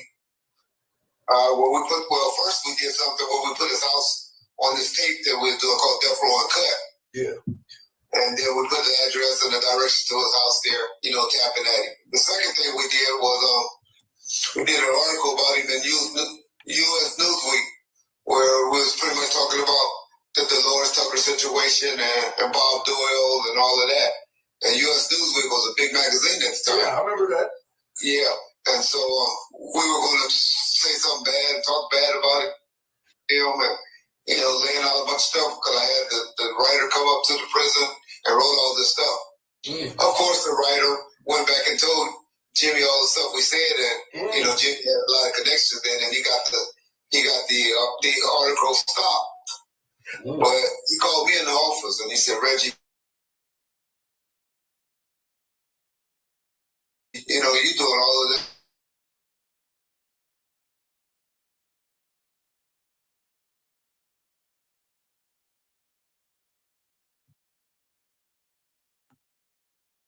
He goes, you ain't loyal to nobody but yourself. Who got the real power around here and who doesn't? And he goes, Reggie, you gonna learn one day who got the real power around here and who doesn't. Reggie already knew that Jimmy had the real power, and Reggie knew this because Jimmy had Reggie Sr. and the Rampart cops in his pocket. Death Row Dave already let us know that Jimmy and Reggie Sr. were good buddies. Maria wanted to go out. If I'm feeling good for y'all, the least y'all can do is hit that like button. Let's go. Jimmy is close personal friends with Reggie Wright Sr. Now that we know Reggie Sr. and Jimmy were close personal friends, listen to the story he tells about him insisting that Marion Knight get real police officers for Death Row's security. A very funny story is that I insisted that they get real security. Real cops. Okay. Not the hood cops. I said, no, this is what happened. I insisted they get real police. Because I didn't want to, I said, I just can't do this anymore. This is crazy. I come to the studio and there's all these guys and it doesn't feel like, Jimmy said he insisted that they get real police because he comes around the studio and it doesn't feel like. Then he didn't finish it. So according to Jimmy, there is no right-way security at Death Row yet, and he came to Marion telling him to get real cops there. This shows you Jimmy's hand in getting Tupac out of jail, and his hand in getting police officers and undercover FBI agents around him. So next time I go, there's real police. Next time I go, there's real police. Next time I go, there's real police, right? Way after it ends, I found that they were Rampart guys. Reg already know that he worked in law enforcement. This so is anybody, Jimmy Iovine, probably one, if not the most powerful. I don't know, David Geffen's powerful. One of the most powerfulest guys in entertainment. Co-CEO of Beats by Dre, Apple Beats, who teaches at USC. They have some kind of course at USC. This is nasty work, man. Shout out my boy, Scandalous Los Angeles TV. Let's go. That get on the platform and say, you a police? Yes, I was. Period. Now motherfucker that worked at Death Row can deny that and say he wasn't. Nobody that or didn't know that. Wait a minute, that was back then that era, can't say they didn't know that we had more than one police officer in that motherfucker. We had police officers hanging out and robbing banks and shit. No, you didn't. Don't say no shit like that. We had police officers hanging out and robbing banks and shit. We had police officers hanging out and robbing banks and shit. We Hey, had what police up, bro? You officers can hear me? hanging out and robbing banks and What shit. up, my guy? No, you didn't. Don't say no shit like that.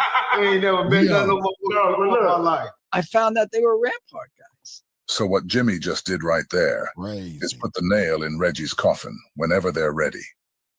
Reggie has insisted that he and his father don't know who any of the Rampart cops are. Reggie claimed that he doesn't know Rafael Perez or David Mack, who have both been implicated in the killing of Christopher Wallace. Now, Jimmy just said he found out that the cops working for death row security were Rampart guys, and Reggie Wright Jr. is the owner of that company. Oh, yeah.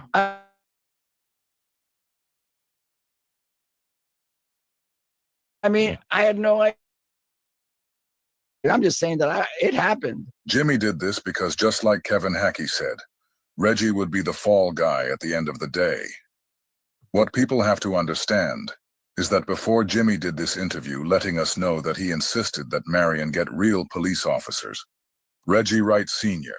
had already went on Vlad TV and told everyone that he contacted Marion Knight because there was a rumor that some of the guys in his inner circle planned on kidnapping and robbing him. Now, you met up with Suge at one point and said that some Mob Piru guys were going to like kidnap him or rob him or something? Well, I had gotten some information, that some of the mob guys that he was, trying to hire or work with him in death row were going to eventually kidnap him and rob him. So I had gotten that information, and by, knowing the guy, knowing he wasn't no hard guy, I wanted him to be aware so he can watch his back. What up, bro? And I did meet up with him to more or less say, you need to watch who your guys are around you, because, if they don't feel as though they gonna get enough money out of yourself, they gonna rob you. That's what the word is. And that's when we met and we discussed that. And he took heed to it. Okay. He took heed because he offered me to be a security. And that's when I told him, half the guys that you run around with, I'm working cases on them. Okay. That's how that went. And is that when your son, Reggie Wright Jr., kind of stepped in and filled that role? Eventually, he got with Suge because, he grew up with Suge and stuff. And Reggie had started his business, security business, because he had retired from the police department because of injury. And he was setting up his security business. And then he and Suge finally talked. And then Suge hired him, as a security. And it went from there. After Jimmy did that interview, Reggie Sr. knew he had to change his story a little bit. Death row I could talk a lot about because my son was part of that security and police thing when death row first started. Matter of fact, Suge and my son grew up, I lived about a block from where Suge was raised. And they both played football at Linwood. So I knew Suge long before he got involved in all this stuff. But then once all this development, he started death row and stuff, he had a group of the Mob Piru guys or Lulu Park Piru guys that Suge had to hire or had part of his entourage and stuff like that. I used to call them the gangster security. Okay. But then he, knowing it was getting a lot crazy in that, knowing he needed some police actual security. My son was a Compton police officer at the time, but he got hurt in an accident. Him and Suge was tight. So he got with Suge, and my son was starting a security business on his own called Right Way Security. So he got with Suge, because Suge first contacted me through Reggie. Now, Reggie Sr. is saying that he was first contacted by Marion through his son, Reggie. But on Vlad TV, he said he contacted Marion because there was a rumor that one of the mobs was going to kidnap him. Do you see the way Jimmy hung them out to dry? Just 3 days after the awards, Tupac and others attack an LA gang member in a hotel lobby after a Mike Tyson fight in Las Vegas. Believed to be in response to an earlier assault against someone affiliated with Death Row, the attack will land Death Row head Suge Knight in jail, and according to some police reports, lead to Tupac being shot less than 3 hours later. This is the footage of what happened to Orlando Anderson after he was jumped by Death Row. If you take a deeper look, you'll see police officers in plain clothes acting as spectators. Look at Right here to the left of the screen, you see Reggie Wright Sr. holding his arms behind his back. Notice that no one else is standing with their arms behind their backs. That's him right That's here just one on of the those left, special things that Reggie Sr. subconsciously does.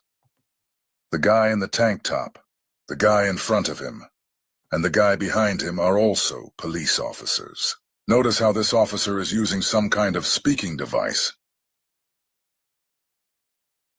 Let's go. If you didn't think they were all together, you can now see the officer come behind the other officer and place his hands on his shoulders. And as you can see, Reggie Wright Sr. is still standing there with his hands behind his back. Let's examine facial features real quick. As you can see on the picture to the right is a headshot of Reggie Wright Sr.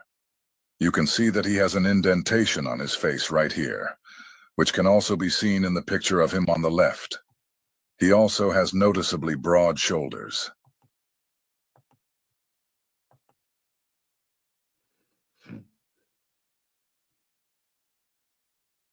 And now, as the Las Vegas police are talking to Orlando, a guy walks up in a white suit that also has broad shoulders, like Reggie Wright Sr. Notice the police officer that is now walking behind Reggie, watching everything that's going on. After he walks past, the Reggie look-alike follows behind him with Orlando. Somebody asked Reggie to show a picture of himself the night of the murder. If he had a white suit on, then there you go. After Russell Poole released this footage, Vlad the Vulture tried to help Reggie out. Also, there was a Harlem club owner named Zip Martin, who's in business with the Southside Crips and who splits his time between New York and LA. So one of the New Yorkers who's with Zip, this guy, is sent to get Anderson away from the cops and bring him to the food court where they can regroup. You guys see the type of protection Reggie has? As soon as Russell Poole dropped this footage, Vlad had some clown take it and say a guy from New York walked up to Orlando Anderson and was able to take him away from the police. The other day, I was watching a Vlad video with Reggie Wright Sr. in it, and surprisingly enough, he was doing the arms behind the back pose again. Black police officers being sanctioned by the filthy rich to kill any potential black messiahs. I would have to say David Kenner was the one that executed his final decisions and had a lot of input all the way up until he was incarcerated. And then he got depowered. And then he got depowered. And then he got depowered. And he was really starting to get depowered before he got incarcerated. And that's the reason that I really feel that he got incarcerated, because he will stop listening to David Kenner, who's been controlled by Howard Powers, Jimmy Iovine, and Brian Turner, Jimmy Iovine, and Brian Turner, Jimmy Iovine, and Brian Turner, and the court system. Yeah. Okay, this was a massive operation. They just used Reggie Wright. What was behind it at the very top was Snoop, Dre, Jimmy Iovine, and the Deep State. Okay? Because there has been a fight for the country between the Deep State and the bad guys. And they've been trying to get control of anyone influential, any of the top black entertainers. And the people who refuse to sign Any of off, the top black entertainers, like Whitney and Michael Jackson and Pop, they would just kill. So Reggie was just doing the work that people like David Kenner and Snoop Dogg and Dre and Iovine were doing to make sure Suge's company was not successful. You need to go higher up than Reggie. Reggie's just the fall guy. Reggie's just the fall guy. Hey, look, man, hit that like button, man. Till the next time, the best time, Where's Damu Keyway Conversations. Hit that like button on your way out. So. Woo! Hey, look, salute to the Damu Kiwi conversation. We got Stand on the Media here, Southern Force. Stand on the Media. What it do, famo? I just had heard him. Where you go? Right here. What up, my guy? To walk away. What up, man? What up? Ah, man. Well, I want to see what you think, and then Southern Force, and then we gonna play a clip and really get the cooking on them and educating just some of the facts that are necessary to pay attention to. Southern Force, you already go? You want him to go first? Yeah. You already know it. I mean, it's just like you said, man. Everybody got to hire up. Like Wax says, everybody got a handler, right? So I wouldn't be surprised that it's bigger than Reggie, because this industry is a fickle business. You know, everybody got to pay the Jewish man his gold coin. You feel what I'm saying? And it's crazy that all these decades have passed by, man, and people are really starting to shine light on this. You got to think about all the decades that the higher ups in this industry was capable of pulling this stuff off. I mean, some of the stuff that happened to Diddy, yeah, he did some crazy shit, but check this out. The real thing is the craziest thing he did was try to sue the liquor company, and you know they got partners on partners and higher ups, and you can't go against the program, right? So this is just a prime example of what I'll be saying about this industry and just the higher ups. It's always a rabbit hole that goes down then comes up. And that's what I worry about, though, because essentially we got these gatekeepers, you know what I mean? And there's higher ups above them. So if you get past the gatekeepers, then you got to deal with the upper echelon and then go up and up and up. It's just how I look at it is, I really don't know. We talking about like what Reggie and his father was involved with, and who they had their marching orders. You know what I mean? I don't respect it at all. I'll be honest. I don't respect it at all. But I guess they had their marching orders. I just think Tupac didn't need to lose his life over it. You know what I mean? My question, though, dudes, do you think that happened because Tupac left? Because you got to think that was going to happen regardless of the fact. Whenever Tupac said he was going to walk away, that was going to happen. That's what I think. What you think? Well, I think that it's a lot deeper than we think, right? I think a lot of people would assume that because you can hear me? Yep. I said I believe that. Yeah, I believe that Reggie and them, just like what the lawyer was just saying, Reggie is just the fall guy. There's a lot of powerful people behind him that deal with the JDL. So when you get into just their modus operandi, with the extortion, let's say that one, right? The extortion, what the JDL was doing is very similar to what Haitian Jack, it was alleged to be doing in New York. It's very similar to what Jimmy Henchman was alleged to be doing over there, and they all had these same ties to these peoples. You understand what I'm saying? Yeah, that's true. Yep. And for a fact, I know this. I ran into Haitian Jack. Let me give y'all a quick story, right? So I was in the feds. I'm about 25 years old. You know what I'm saying? Super active. And we in a holding tank in San Bernardino County Jail, which is where they keep overflow for federal inmates in LA.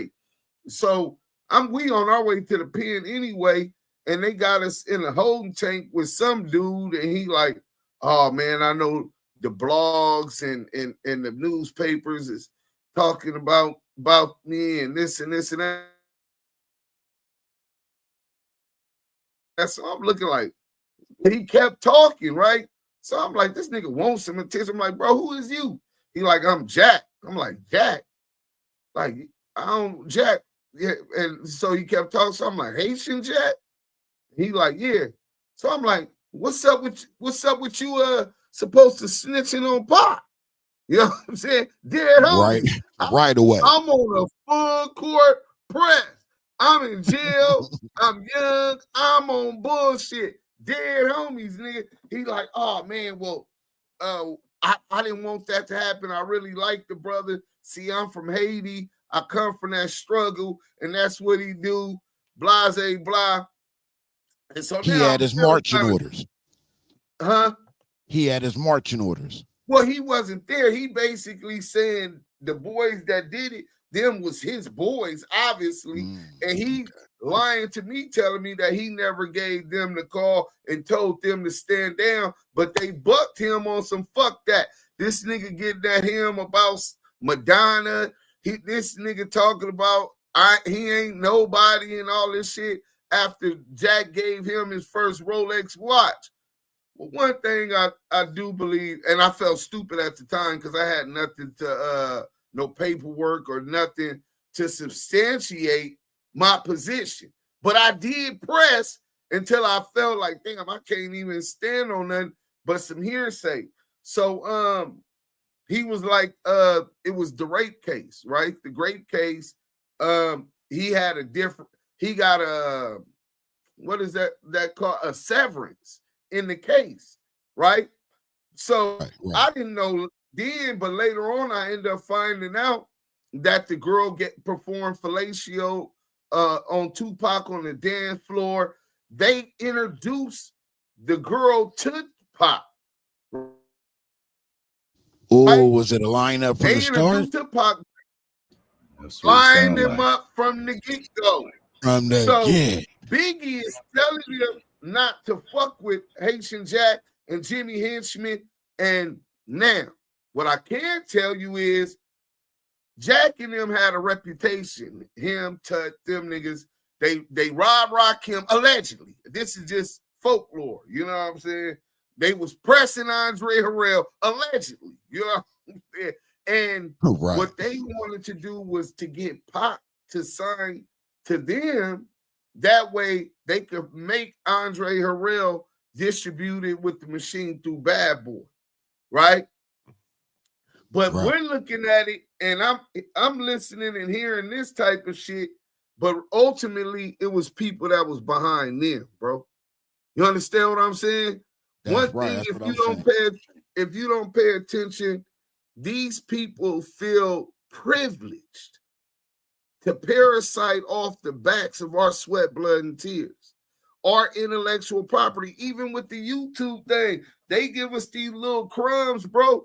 But even look at the music. We went from arguing for 10 to 11 cents off of an album, fighting on YouTube for zero and Spotify for 0.008 hundredths of a cent per stream. You understand what I'm saying? Which is a whole nother situation. All they did was made it customary by obviously paying lobbyists to get legislation and safe harbors with the Digital Millennial Copyright Act that benefit digital service providers such as Spotify, right? Where they're taking whole dollars, 40%, say Pepsi gave them $100 million and they want this commercial played X amount of time. They'll take their 40% off the 100 million. That's 40 million for their company, and the other 60 will get split up. But because they're publicly, their IPO is publicly traded, they have the major record company, Sony. They went and invested in a lot of the stocks so that they can have say-so and still break a Taylor Swift, break the Justin Bieber. They're still in control of the game, and they still bamboozling us on what they're giving us. That being said, they feel that it's their God-given right because naturally they're parasites. They're not of this world. You know what I'm saying? They were grafted. So their nature is not one with the spirits in the universe, or that they don't. A lot of them seem like they're soulless. You know what I'm saying? All they think about, no empathy, and you can see that with the people who they've broken mentally. Whack 100, Reggie Wright Jr. These dudes act like they have no empathy for nothing. This dude was calling attorney Jasmine, oh, that bitch, and this and this and that. Check this out, partner. Nigga, your issue was with Suge. Y'all two was business and business together. That's something two men deal with when y'all see each other. What do she got to do and for you to be disrespecting her? I guarantee you wouldn't do that in that nigga tweet or slap that nigga up out that wheelchair, nigga. Her stepdaddy was really that, nigga. I'm proud of that nigga. That nigga did like 20, 30 years, bro. But he disrespected her just to get back at that nigga, bro. You done help rob this nigga because Reggie was robbing him, but he was robbing him for his superiors. I believe that was the same thing with Haitian Jack and the other informant nigga, Jimmy Henchman in New York, right?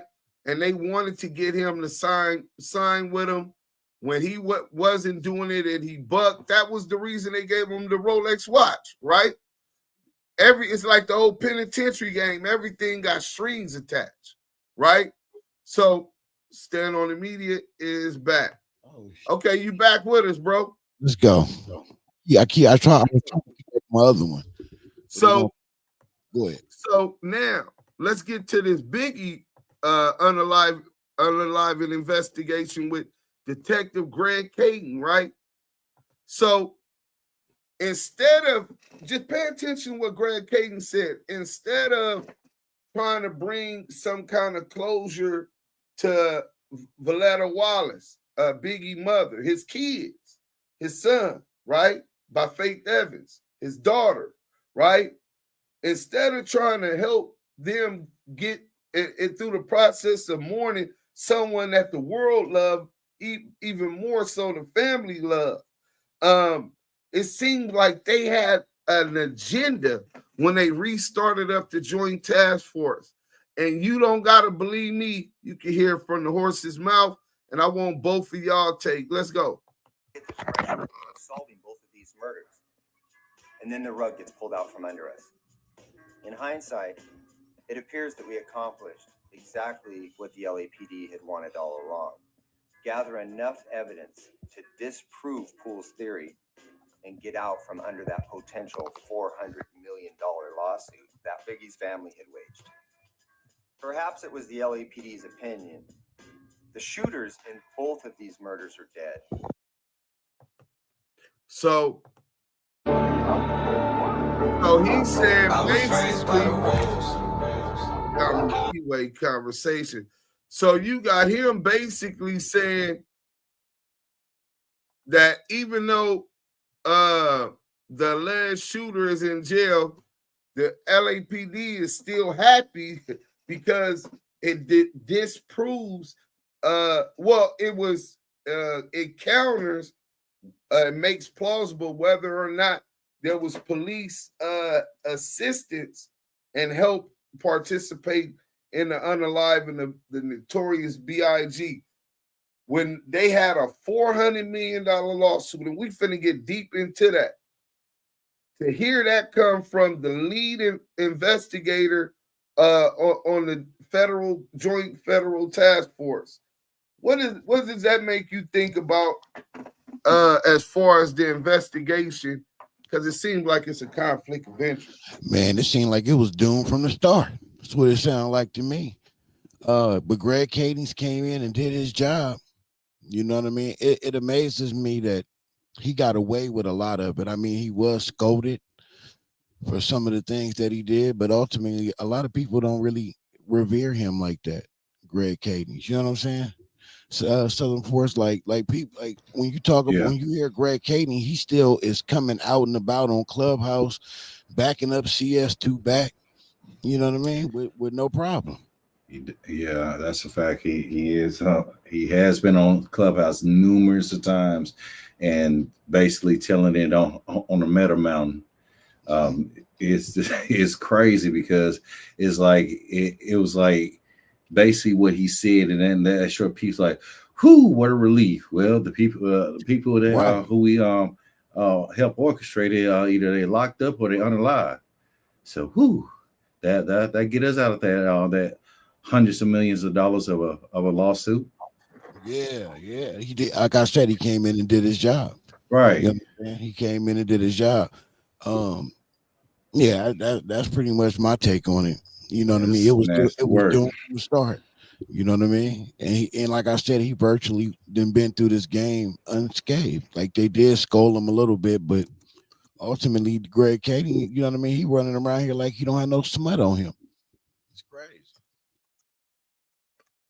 Yeah. Well, no, he's definitely a disgraced officer, and we got his whole, not his whole, but a lot of the complaints against him, right?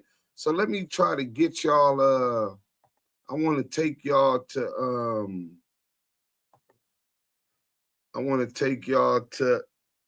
We've been getting a lot of this stuff together over here, so we can really go into that. So the police supposed to have been investigating that. Well, let's go into their investigation, right? So just some facts that y'all should know, paperwork that y'all might not be familiar with. Let's see if we could get this. Bam. Let's get this like that. My bad. I'm glad they didn't stand on the media, the brother, man. I figured it out, man. I had to go deep into the computer. What was you doing You've been trying wrong, to figure man? that out for a minute. Man, it was crazy. Man, I had to go into the advanced settings of my audio, bro. I had to go to the advanced part, to the audio part, and it was muted the whole fucking time, bro. And I tried everything. Wait a minute, stand on. Did you YouTube the StreamYard? Yeah, he had to YouTube the StreamYard. Yeah, I did. I ain't gonna lie. The LAPD during the Kading Big investigation. Music got out of control with the out of trunk CD sales not being accounted for, so they had to lock it down. That's exactly what they did. The big government, man, they always into trying to provide oversight and regulation to make sure Uncle Sam get his money. But look, this is some of the paperwork from the Tupac thing. Special agent blanked out, was telephonically contacted by a confidential witness who provided the following information. The CW was present in Las Vegas, Nevada when the shooting on Tupac Shakur happened. The CW spoke with Suge Knight sometime after the shooting. Knight told him he knew who the shooters were, but would not identify them. Knight indicated that the shooters were Compton Crips from the South Side. Knight said the bullets were meant for him and that there were 3 contracts on him, on Suge Knight. He said there was 3 contracts on his life, bro. You know what I'm saying? That's the first time I heard that. I never heard that. Yeah, 3? What he told the police. You know what I'm saying? I ain't got nothing to say about what he told the informant, and the informant told the police. Another incident occurred at the Marriott Hotel near the Los Angeles International Airport approximately 3 months before Rat was killed. Now, Rat was the guy from Bounty Hunters, allegedly was trying to press Suge and them for a record deal, right? Knight was again confronted about a record deal, and Knight said that there was no deal. A fight subsequently broke out between Knight's gang and Rat's gang. The fight took place near the check-in valet parking entrance to the hotel. Hotel security and the LAPD broke up the fight. Approximately 1 month after the fight at the Marriott, Wardell Faust, a.k.a. Poochie, came to Cam-Am recording studio. Blank was at the studio with Knight and let Poochie into the studio. So this is somebody working as an informant. You know who I be thinking it might have been? Oh, CS2 back? Nah, Reggie. his homeboy. You know what I'm saying? The one that rests in peace. You know what I'm saying? Because he would tell him if he was witnessed this type of shit, because they were that close. But anyway, during the visit, Knight told Poochie to get wrapped. Poochie responded to Knight that he needed to wait until blank, aka blank, gets back. Blank, Poochie, blank, aka blank, and blank, aka blank, are described by blank as Knight's shooters. At the time, blank, a Ludus Park gang member and leader of Knight's hit squad, was in jail. So it's either that Reggie Wright Jr. or somebody working the security, because they're opening the door to the studio when Poochie came. Suge up in there. So they in there with Suge, and they're on a security detail of some sorts, because they're opening the door, you know, like nigga working the trap house. You gonna have somebody working the door. You know what I'm saying? So here goes And Reggie is actively working on the Suge at this time, or no? Reggie was working for Right Way Security, his security company, who had the deal. Remember, Jimmy Iovine told, well, oh, when I come to the studio, I mean, man, you need some real police officers and security guard, basically, because when he come to the studio, it's nothing but gangbangers there, Bloods and Crips, right? So that was the underlay for the overlay off the top. So from there, he if you believe Reggie Wright Sr., he contacts him to say, hey, look, man, we want you to start doing security for my artists. And he directed him, oh, well, Reggie's starting his company, and push it off to him. But I check this out. I am associated with the founder and CEO, namely Marion Suge Knight. In the winter of 1996 and spring of 1997, I met with Knight on various occasions to discuss Knight's desire and intention to murder Christopher Biggie Smalls Wallace. I understood the motive for the murder was retaliation for the murder of Tupac Shakur. During the fall of 1996, Knight believed Bad Boy Records CEO Sean Puffy Combs had solicited the murder of Shakur, utilizing Southside Crip gang members to accomplish the killing. I agreed to carry out the retaliation murder of Wallace in exchange for an unspecified amount of currency. I conspired with other associates and Knights to carry out the murder, including blank, and blank. On March 9, 1997, I arrived at the Peterson Automotive Museum and received information from blank regarding the location of Wallace. I responded to that location, driving, So anyway, so let's get to this. Hit that like button if y'all want us to cook. I'm reading and everything after all of this time. Whack eating pork bust ass. Y'all crazy. On May 28, 2009, task force officers Greg Kading and Darren Dupree, along with Federal Bureau of Investigation Special Agent blank, interview blank at the Southern California Drug Task Force office in Los Angeles. So they interviewing Suge Knight's baby mother, Tanisha Swan. Well, that's her alias, right? So Special Agent Blank had asked Blank to allow law enforcement personnel to interview her about her knowledge of the 1997 murder of Christopher Wallace. So the thing I was just reading right now was an April Fool's trick that they gave to Tanisha Swan, and she broke down crying, allegedly. I think it was crocodile tears. I believe Reggie told her to play like it was that, and they ran with that narrative. But in any event, Blank transported herself to the interview location and arrived alone. That's a lie. We could call Veggie wrong right now, and he admits that he drove her to go talk to the feds. So her arriving alone is a lie. They covering for Reggie. But anyway, Blank acknowledged that the interview was voluntary and non-custodial.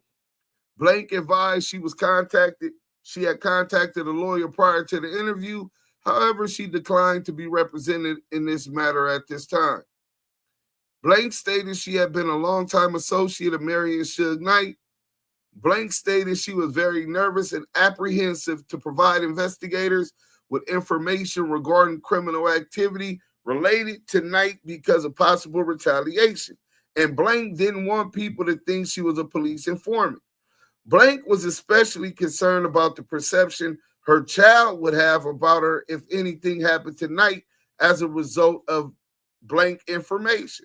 Special Agent Blank advised Blank that there could be no guarantees that the information would remain confidential.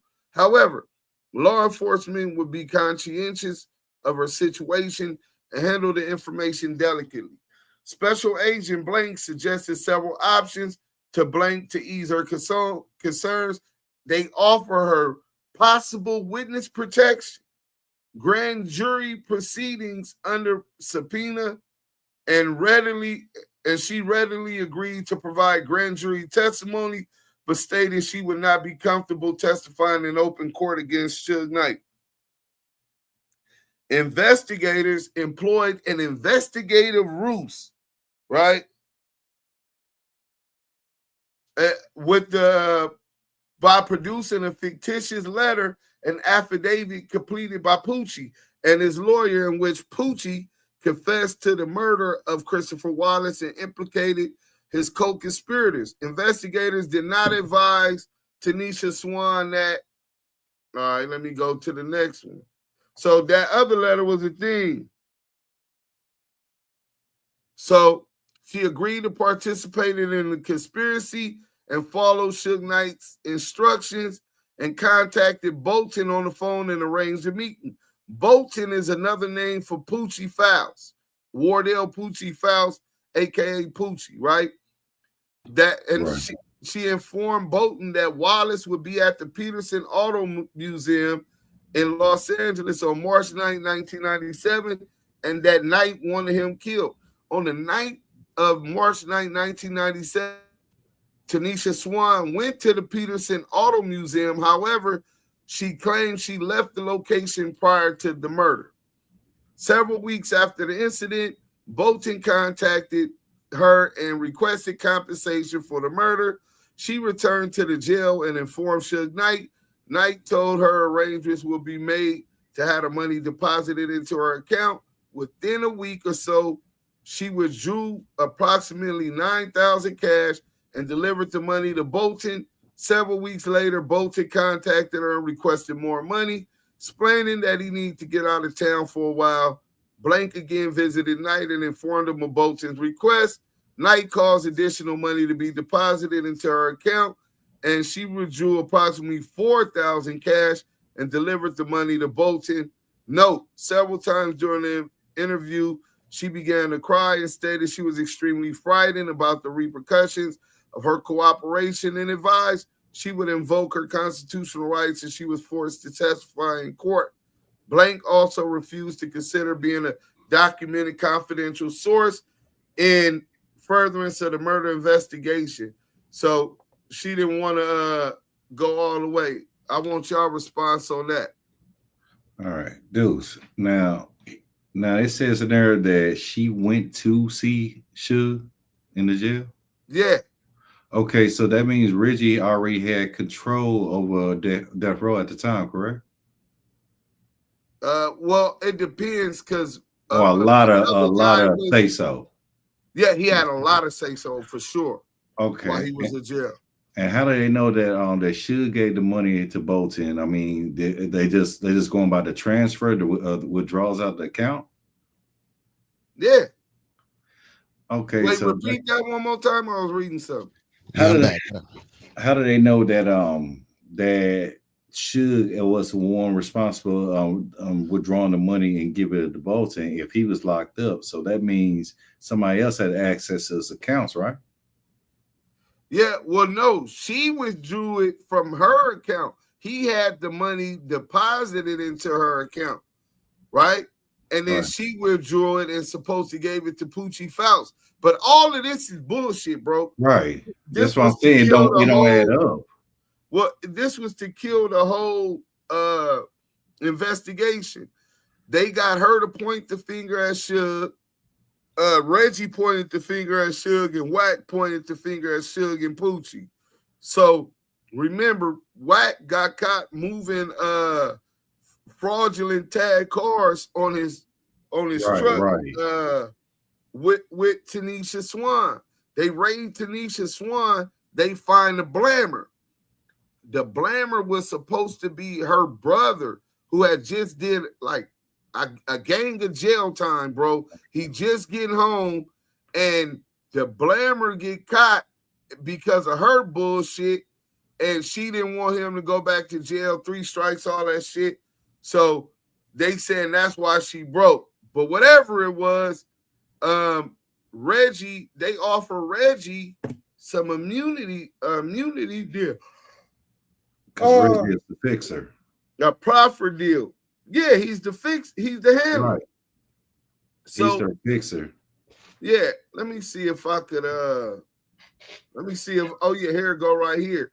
I'm gonna pull it up. Tell me, can you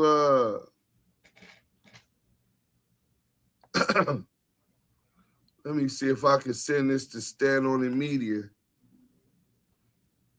Hey, Stand on the Media, I just sent one page in there. Yeah. Do you mind reading this for me, brother? Where we at? I'm trying to do some. I just sent it to the IG, so I'm gonna pull it up on IG.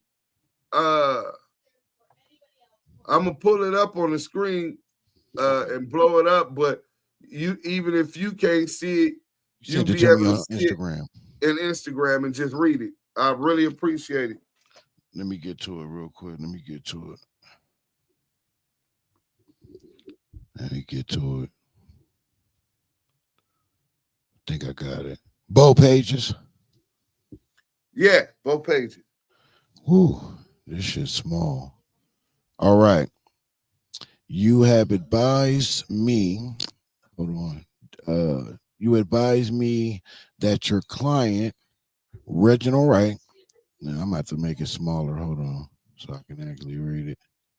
Wishes to meet with the United States Attorney Office for the Central District of California, this office, for the purpose of making a profer in connection with the above referenced matter. This office is willing to meet with you and your client under the following terms and conditions. You and your client understand that this office, it does not bind any other law enforcement, prosecuting authority, law enforcement personnel will be present at the meeting and invited by the office. I got to read it like that because I got to slide back and forth on the screen.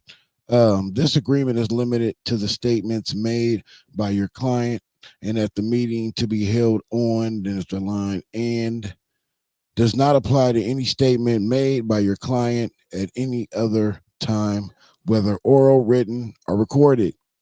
Any information provided by you on behalf of your client is covered by the agreement as if it had been provided by your client. These agreements does not provide any protections, and I clicked on it. Where's my mind? Any protections to your client by expressly set forth hereon. Your client will respond truthfully and completely to and all questions put to your client at, damn it, I keep clicking on the screen. Where am I? At to your client at the meeting, except as otherwise provided in paragraph 4, 5, and 6 hereon in the above caption case and in any other prosecution that may be brought against your client by this. Then we go to the next page. Did you want to stop and break that down or no? Nah, I mean, if you wanted to, you could, but I didn't have nothing to add to it. Got you. Office. This office will not offer any evidence in its case, chief, and statement made by your client at any meeting. notwithstanding paragraph 3 above, this office may use information received directly or indirectly from the meeting for the purpose of obtaining and pursuing the leads to our evidence, which evidence may be used for any purpose, including any protections on your client, and statement made by you or your client at the meeting, and all evidence obtained directly or indirectly from client testify or to refute or counter at any stage of the proceeding, including this office's case in chief at trial. Any evidence, arguments, statements, or representation offered by or in on behalf of your client in connection with any proceeding. This office reserves the right to use any statements or information provided. Let me get the screen back up. Where am I? Provided by your client in any prosecution of false statement, obstruction of justice, or perjury. Your client's complete truthfulness and candor are expressed material conditions to the undertaking of this office. Conclude that your client has knowingly withheld material, and is it incandid? Am I on the right sentence? Let me see where you at. Hold on. Withheld material, because I can't see it now. Oh my God, my bad. I got it now. Okay, where did I just leave off at? Oh, right here. Withheld material and information from this office or otherwise not been completely any purpose, including sentencing and statements made or other office so concludes it will notify you before making any use of such statement or other information. No pleas, discussions, or negotiations will occur during the meeting, and any statement made by your client during, I messed up again, click back out, during the meeting, and any statement made by your client during the meeting will not be plea discussions or any related statement, procedure, or statement made in the course of the plea discussion within the meaning of Rule 410. You know what I mean? 4 of the federal rules. I clicked on it again. Of evidence. Of evidence. No understanding, premise, arguments, and or conditions have been entered into with respect to the material to the meeting of with respect to any future disposition of the charges pending. Jesus. Is that it? Yeah, that's it. Boom. All right. So so that's the proffer agreement that Reggie was. That's the one that Reggie got. Well, he was offered it. What he tells us, well, you know, people only tell you what they want to tell you. What he tells us when we got that, well, it's not signed. And the week after that, I was supposed to go meet with Greg Kading, but they fired Greg Kading, you know. Right. So he wants us to believe that he didn't cooperate and sign a proffer agreement or whatever, which I don't believe, you know what I'm saying? Right. Because if Greg Kading was put off of it, Darren Dupree could have still got him signed to it. You know what I'm saying? Yep. Any officer would have, the captain with his son or commissioner with his son would have jumped on it and pulled him in and finished out the signing of the agreement.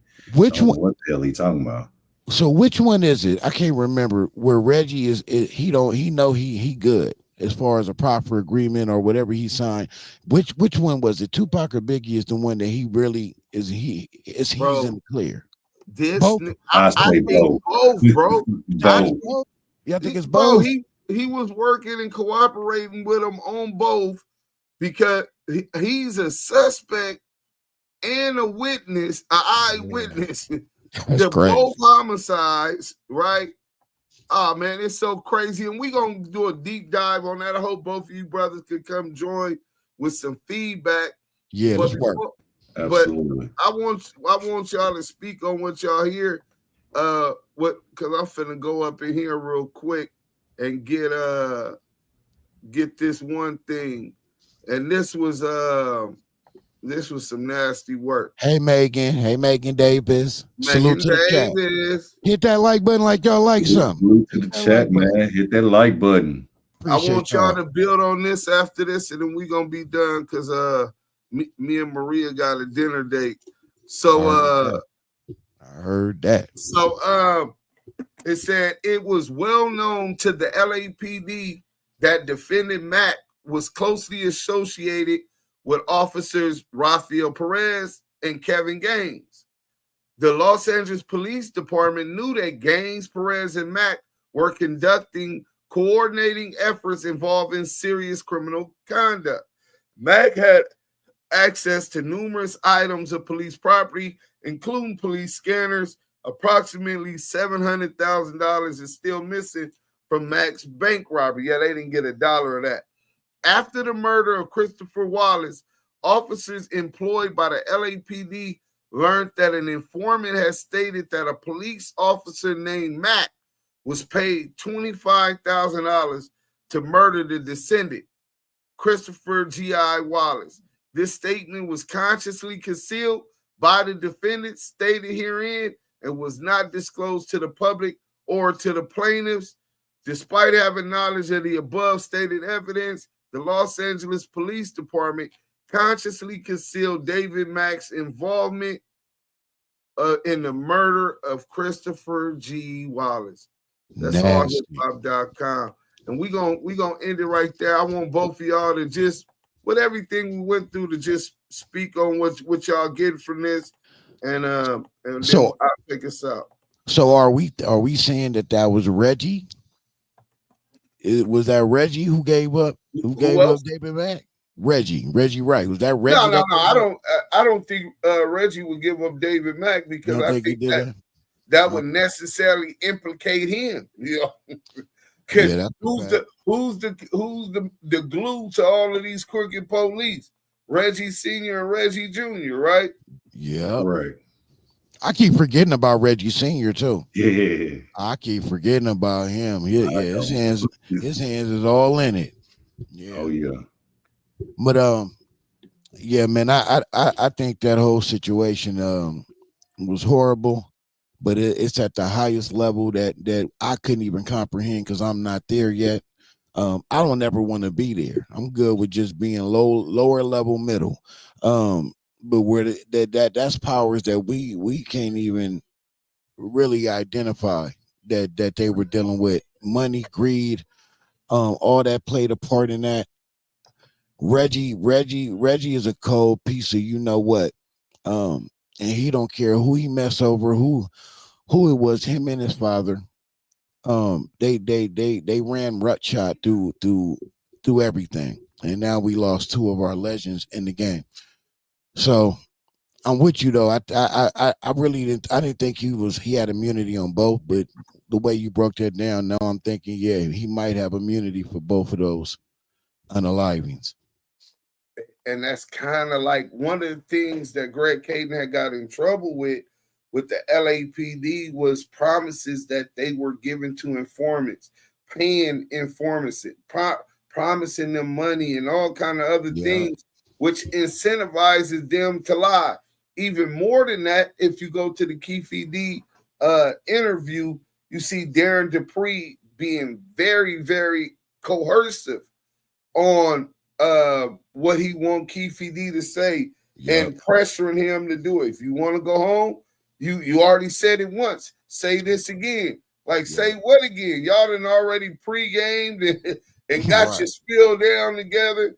And that's what Keefe D is arguing right now. Let me ask you about that, Deuce. Let me ask you. So tell me, do you think they told Keefe D he had full immunity? And he because I heard there was a pretender lawyer in there. That lawyer wasn't a real lawyer. He was playing a pretender lawyer.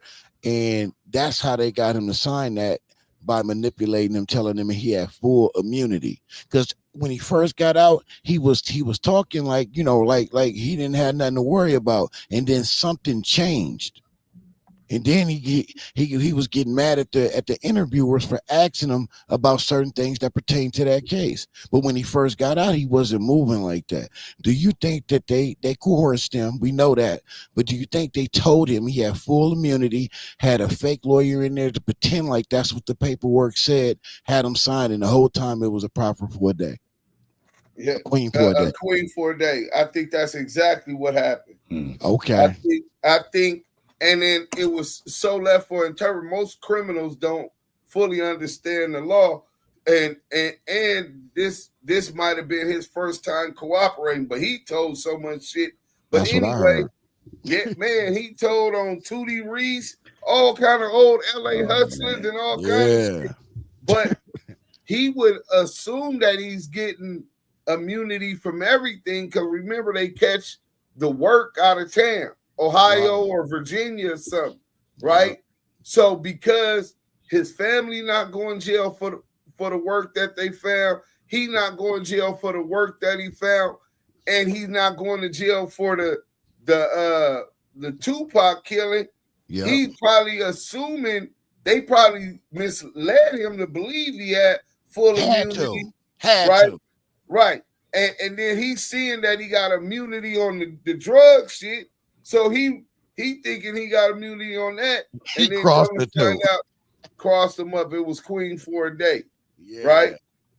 But I got some audio where Greg Kading said, "Well, we gave Keefe the immunity." Then I got Greg Kading said, "No, we just gave him a Queen for a day." So, but the police can't lie, bro. See, the police can come in here right now and say, "Hey, stand on the media. Lamonte told us that you was moving drugs to Canada and Europe, right?" And you was like, "Man, Lamonte I don't even talk to him. I ain't even moving no drugs to Canada and Europe. Now I might be grinding in the trap house in the hood, trapping some weed, some kush or something at an illegal weed dispensary in the land. But y'all lying. You know off the top, these motherfuckers is lying, or that I'm lying about information to them." And facts. And they can get away with that. And we know the police lie. Look at CS2 back. We know they lie. Look at that guy. He's the master liar. No, I got you. Right? Yeah. No, you're right. Which was the prime example why you don't believe the police now. Had Big U waived his Miranda rights, I would have convicted him, because you shouldn't have waived your Miranda rights, because you opened the door for the police to lie on you. And even if you didn't say it, because you waived your Miranda rights and talked to him, I'm going to believe you did say it. You know what I'm saying? Right. But when the nigga didn't waive his Miranda rights, didn't sign no statement, don't got no tape recorder, and one police is saying, Lamonte told on you, stand on the media, you got to give me at least a little due process. At least the Mountaineers give us due process in the allegedly, Right. You know what I'm saying? So the Orca, aka the whale.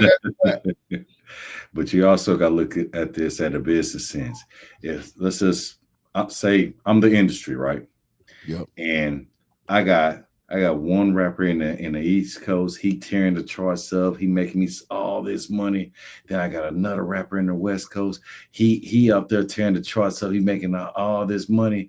And then pretty soon they want to part ways. They want to do their own thing. Pac want to get with Thug Life and expand his own label. And Biggie wanted to squash the beef. Now, knowing your mind as an industry man, guess what? Crime pays, and East Coast and West Coast beef pays as well, right? So he's like, man, I can't allow this shit, man. I say, man, call that Reggie cat over there. See what he doing. Where he on? Because he need to get his guy in line and stuff. Matter of fact, have him reach out to Puffy and stuff so he can get this other guy in line, because we can't have that. And you gotta look at it like this. It's not, no matter how many records you sell, your life insurance policy is more than your record sales. Trust and believe it. That's a fact. That's a whole nother Trust and twist. believe. So if I can't get you to carry on the East Coast, West Coast beef, if I can get you to carry on this beef you got with Biggie and vice versa and all that, y'all want to squash it, and y'all want to do your own thing and leave from your handlers who kept who the industry puts you with. Guess what? We got a kill switch still. Exactly. We got to cash in on life insurance policy. Yep. It's all about business. It's nothing personal. It's really not. But these niggas, they took it to another level, man. Well, I'm gonna be honest. It's not. I don't think from the higher ups that is personal. Like I say, I believe that they feel entitled to parasite off the labor, sweat, blood, and tears of their former slaves, right, in this country. I just think that's what it is, where the workforce, being the workforce, built this country, made it the richest country ever in the history of man, right? Yep.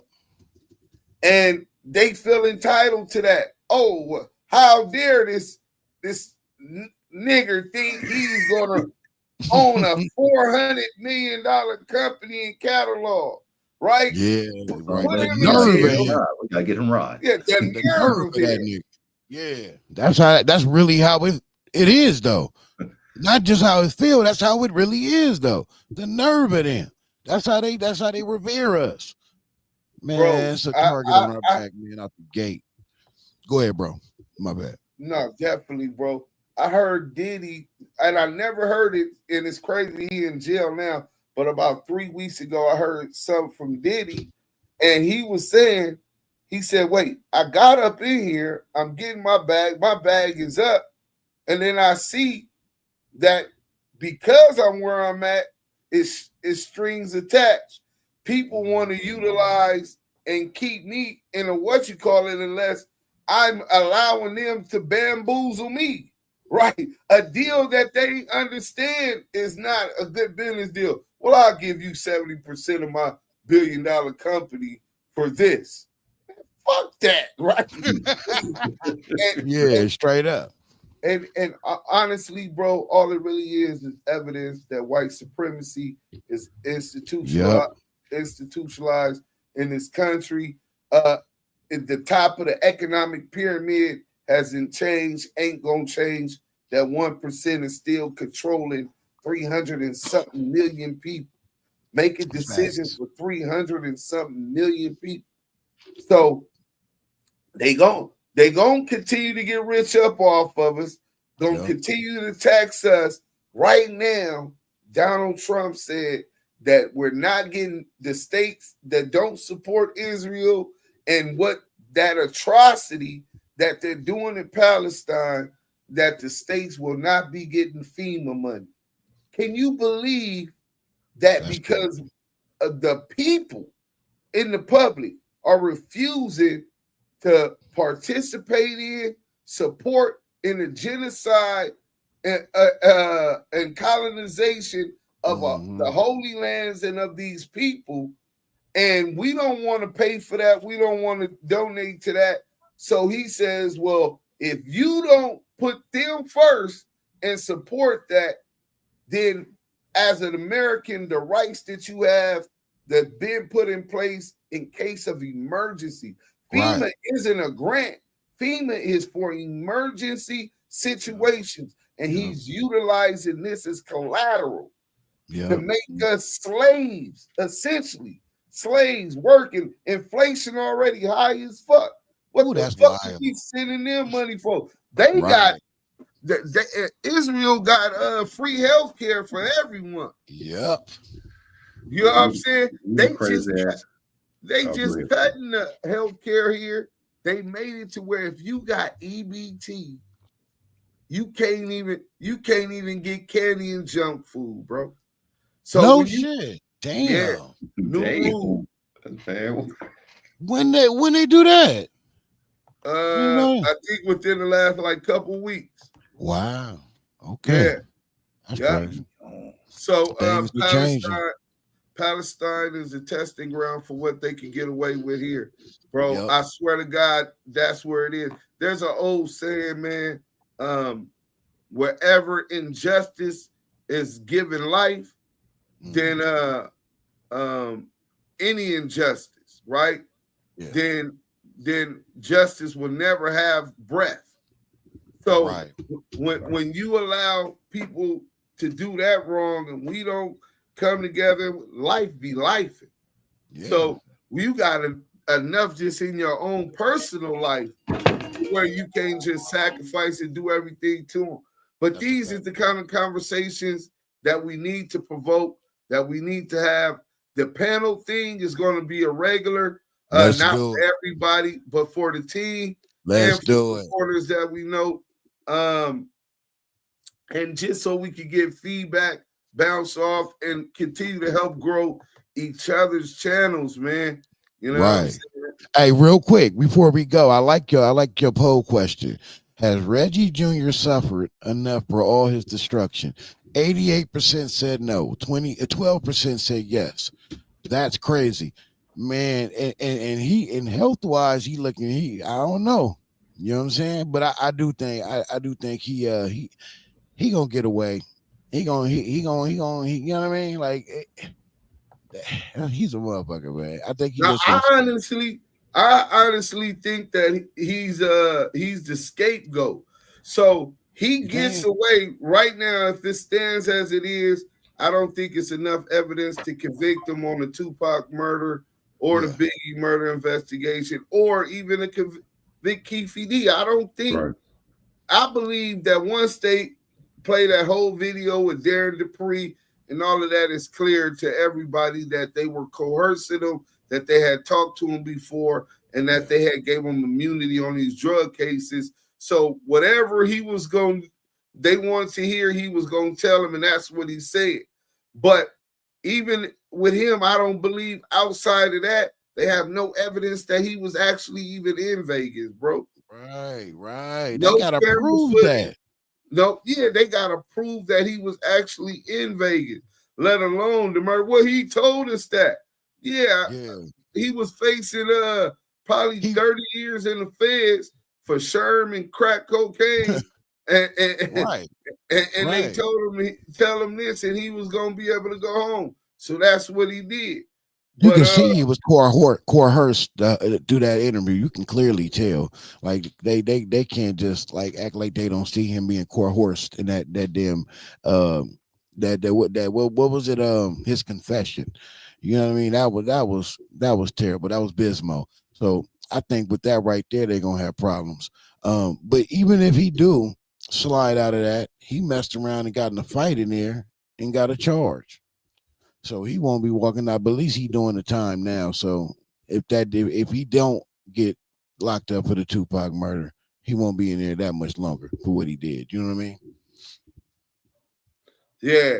Well, look, man, we finna bring this one to an end. Salute to everybody. Hey, tomorrow we got the content. We gonna really be bringing it to y'all probably 3 times this the weekend too. So we'll probably come with 2 videos and then a live. That's what kind of like how we've been grinding. Salute to everybody. Stand on the media. Tell them where you at so they know where to follow you. And Stand on the Media, man, on YouTube. All my information is in the description of my video. Just click the description. You'll see all my Instagram, TikTok, and all that other good stuff. But it's Stand on the Media. Salute to everybody in the chat, man. Appreciate y'all. Southern Force, you want to tell them something before we go? Oh, yeah, for sure, man. Y'all know where I'm at. Southern Force, a.k.a. On Point. Y'all can catch me in Clubhouse, ravishing the meta streets. Wait, where you at on Clubhouse? Go to the Booby Trap, or also I'm start opening up my house as well. And also, you can join in and Stand on the Media. I'll always be there. Yeah. What up, Monique? What up, Monique? Salute, Deuce Sims to Don. Mo Hill. Yep. Salute to you, Deuce. Appreciate this. Conversations. We go. All right.